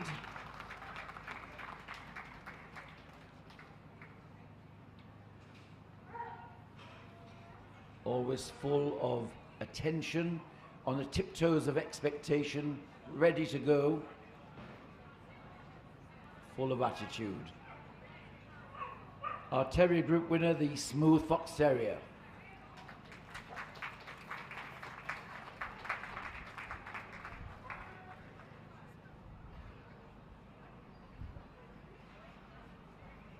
There's the giant Schnauzer. Mr. Nathan judged him earlier and winner of the working group.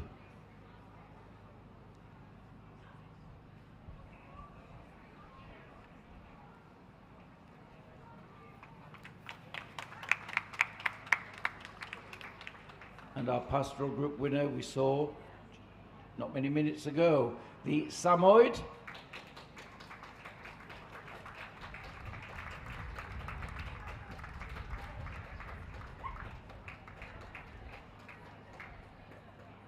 Would Lady Riley, please come to the admin office, please. Lady Riley to the admin office, please.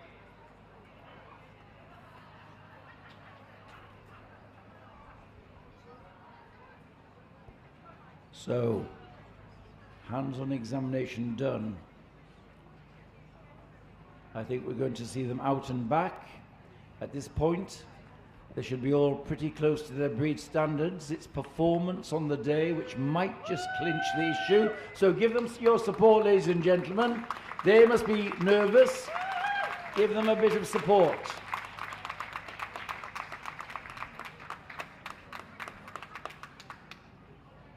And there is the flat coat. Always happy to move.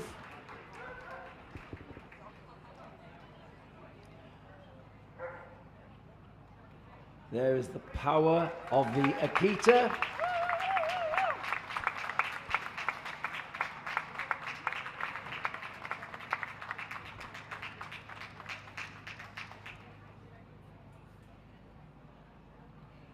And the elegance of the Afghan.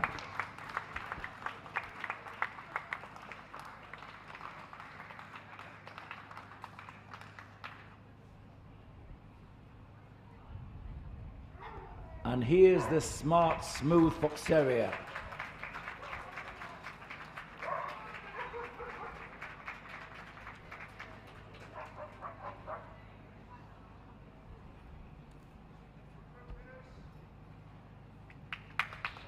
A last trot out for the giant Schnauzer.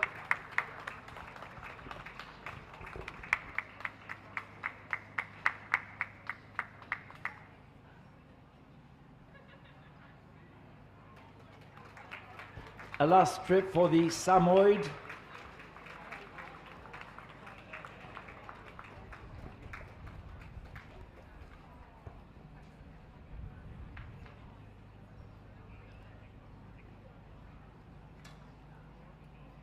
So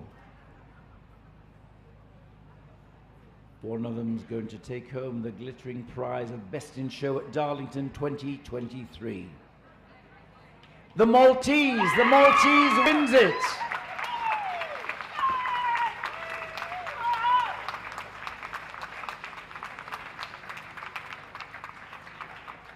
For reserve spot, the Smooth Fox Terrier. So, the Maltese, the toy group winner, a very delighted owner. A handshake for the other very worthy group winners.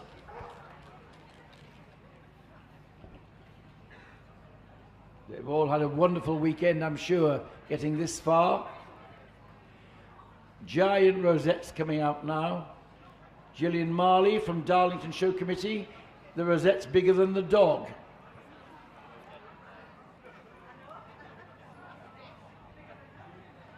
So, ladies and gentlemen, a big round of applause for our judge, Mr. Nathan. He's had an enviable task there. Generous vouchers from Sean from Royal Canin. And another similarly sized rosette for reserve Best in Show. And it's going to the Smooth Fox Terrier.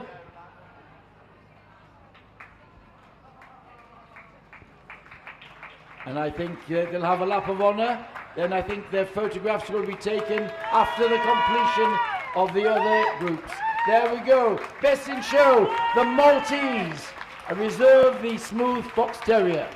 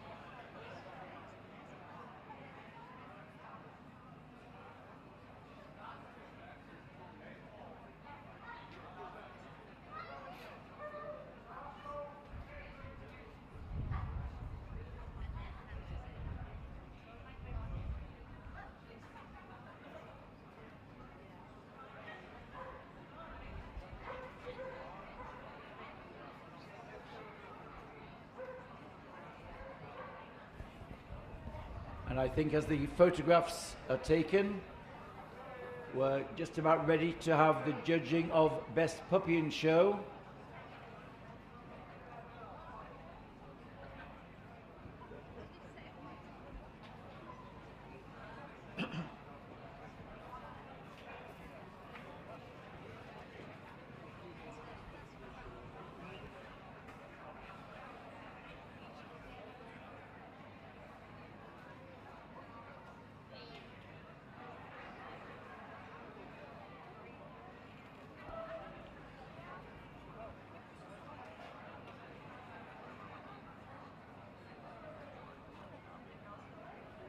Now, climax for the puppies now. Who's going to be Best Puppy in Show? He's the lady that will decide that. Please welcome in. Escorted by Secretary David Guy, our judge for Best Puppy in Show, Mrs. Liz Cartledge.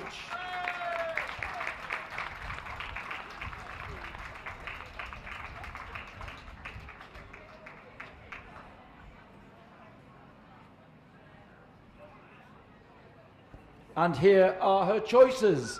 From the Gundog group, the Sussex Spaniel. From the Toy group, it was the Pug. From the Hound group, the Beagle. From the Utility group, the Miniature Poodle. From the Terriers we saw earlier today, the Jack Russell Terrier, lead them home. Then the Boxer, winning the Working Puppy group. And another Samoyed, winning the Pastoral Puppy group. So there they are.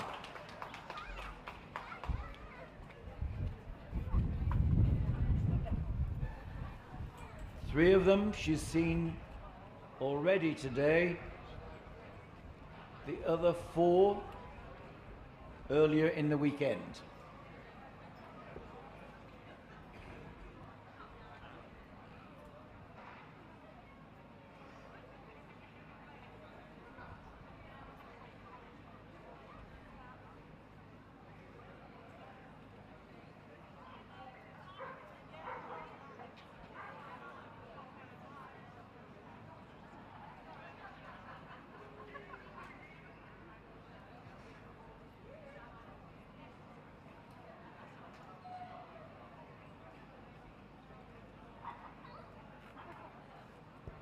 And there is this Sussex, topping the Gundog puppies.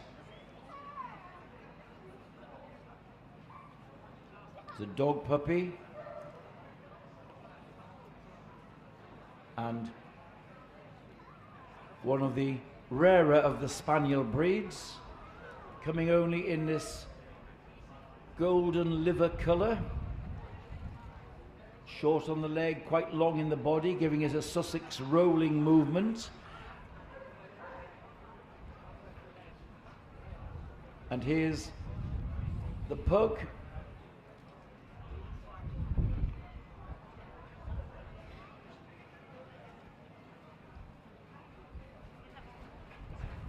This is a dog puppy.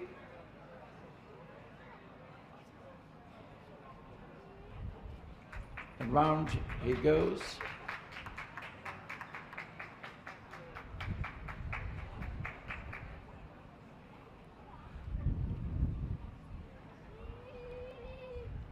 And here is the Beagle. The Beagle bitch, a tricolour.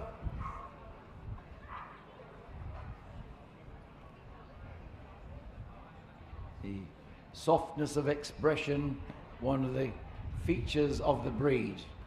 There is our winning hound puppy, the Beagle.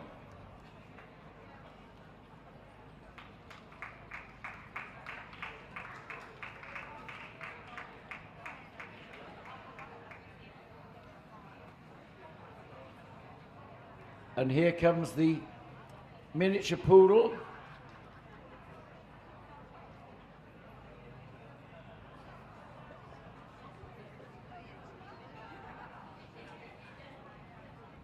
This is a bitch puppy and full of poodle spirit, which you can always rely on a poodle to put on a good show. And here we have one. There is our winning utility puppy, the Miniature Poodle.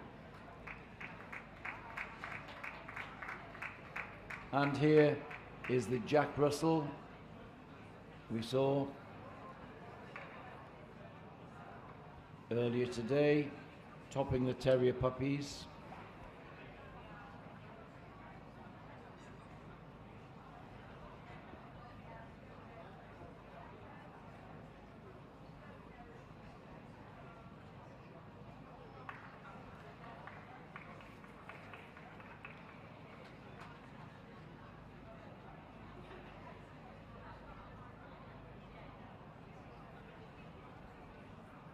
And the boxer bitch puppy, topping the workers.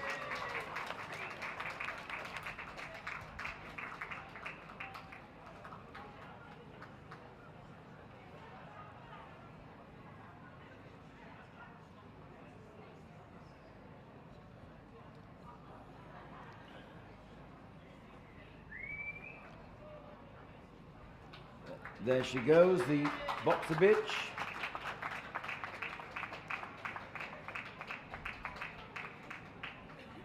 And Samoyed, the Samoyed bitch.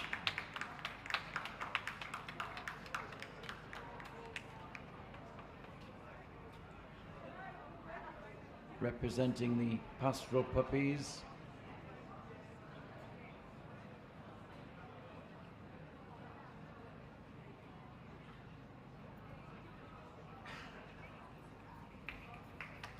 There she goes.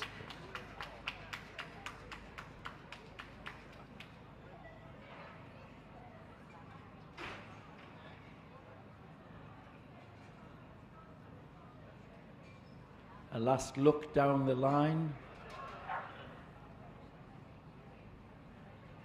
Boards are coming. Soon we're going to know who's best puppy in show this year. 2023. Where's the handshake going? The pug!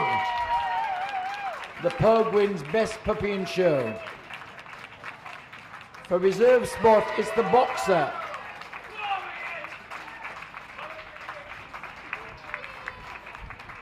So the pug takes top honours. Boxer in reserve. Well done to all his other lovely puppies.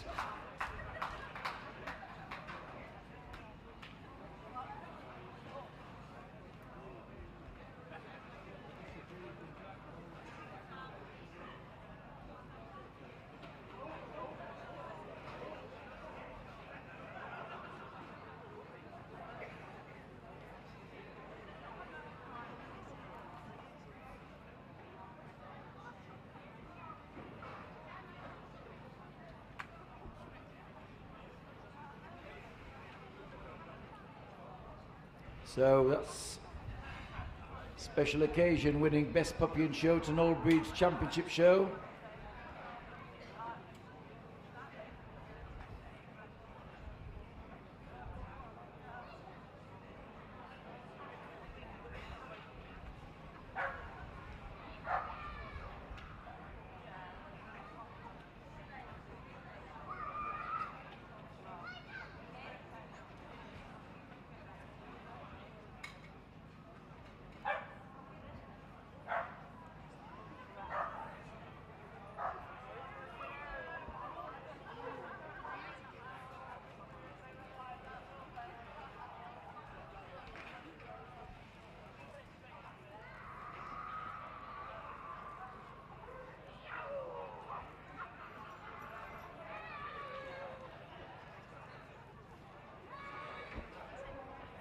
There's a photo for the mantelpiece for future years.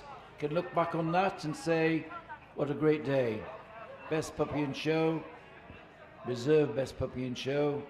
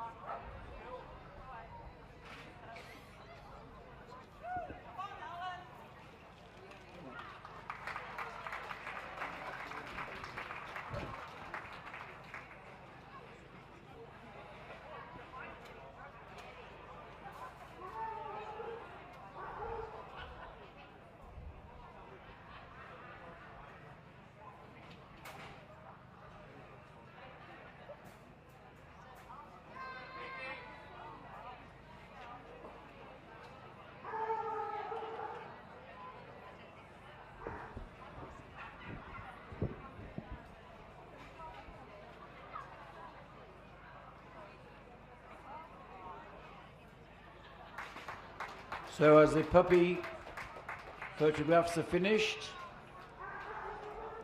it's very good that we've got a good crowd watching the finals, and thank you very much for staying. We appreciate your presence. Just one more to go.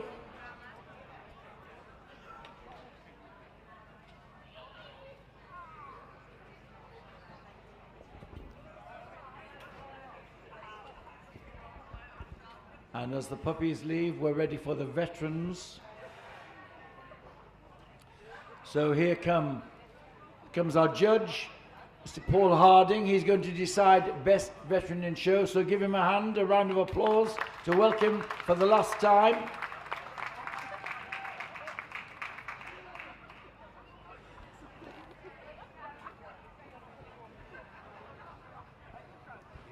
And our veterans are coming in now, led in by the flat-coated retriever from the Gundog group, the long-coat Chihuahua from the toy group, from the utility group, from the hound group it was the Whippet,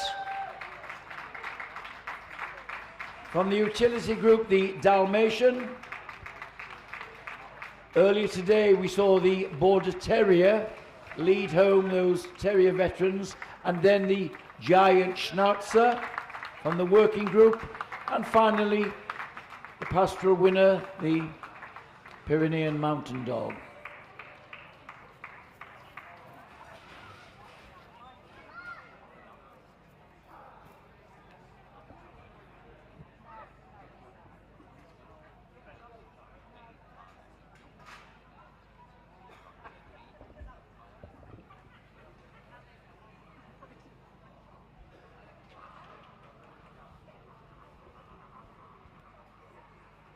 So there is our flat-coated retriever bitch. So pulled off a double in the Gundogs, the group winner and the veteran winner, both flat coats. Round she goes. Some support, ladies and gentlemen, would be welcome. I know you've had a long day, but we're just at 6:30, so we're not doing badly for 3 groups and all the best in show finals for today. And here's the diminutive but gigantic personality in the long-coated Chihuahua. Don't tell me I'm the smallest one here, Mum. I'm the giant, full of confidence,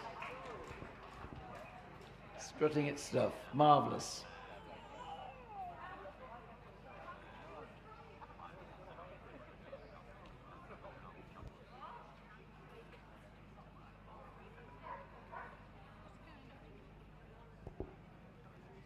The long-coat Chihuahua dog.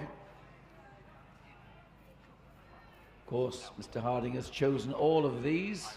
And here is the hound group, the elegance of the Whippet on the move.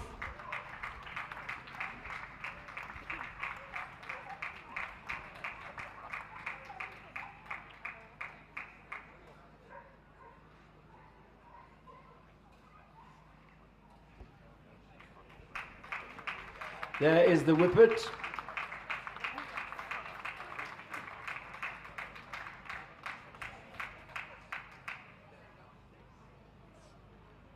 From the utility group, it's the Dalmatian, the liver-spotted dog.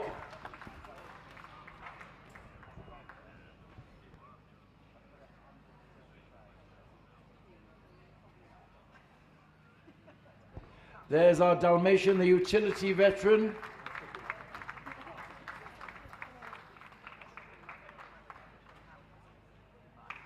And here's the Border Terrier. So, terrier determination, looking up at his master.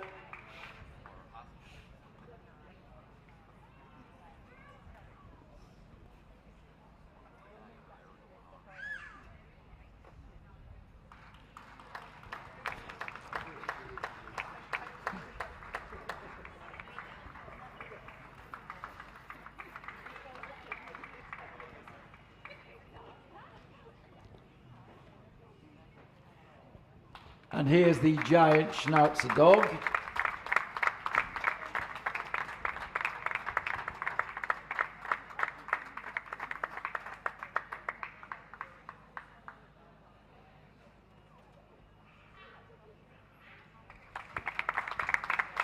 There, the working group veteran.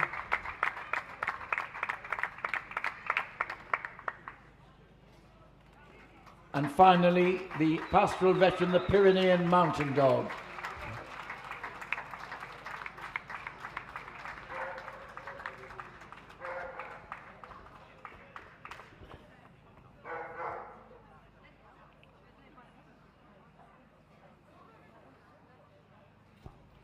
There's our final move for the veterans, the Pyrenean mountain dog. So, what an honour to pull off a best veteran in show in the twilight of their show careers. The decision has been made. Soon we'll share it with the judge, Mr. Harding. Who's winning it? The Whippet. The Whippet is best veteran in show. And for reserve, it's the Border Terrier. So well done to you, and well done to all of those other lovely veterans. The Whippet takes the top spot and the Border Terrier in reserve.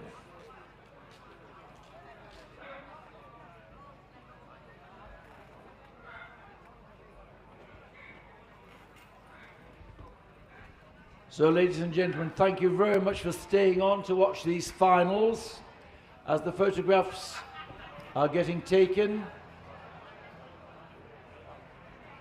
We wish you a very safe journey home. Thank you for supporting the show, and we hope to see you here next year. Thank you very much, and good evening.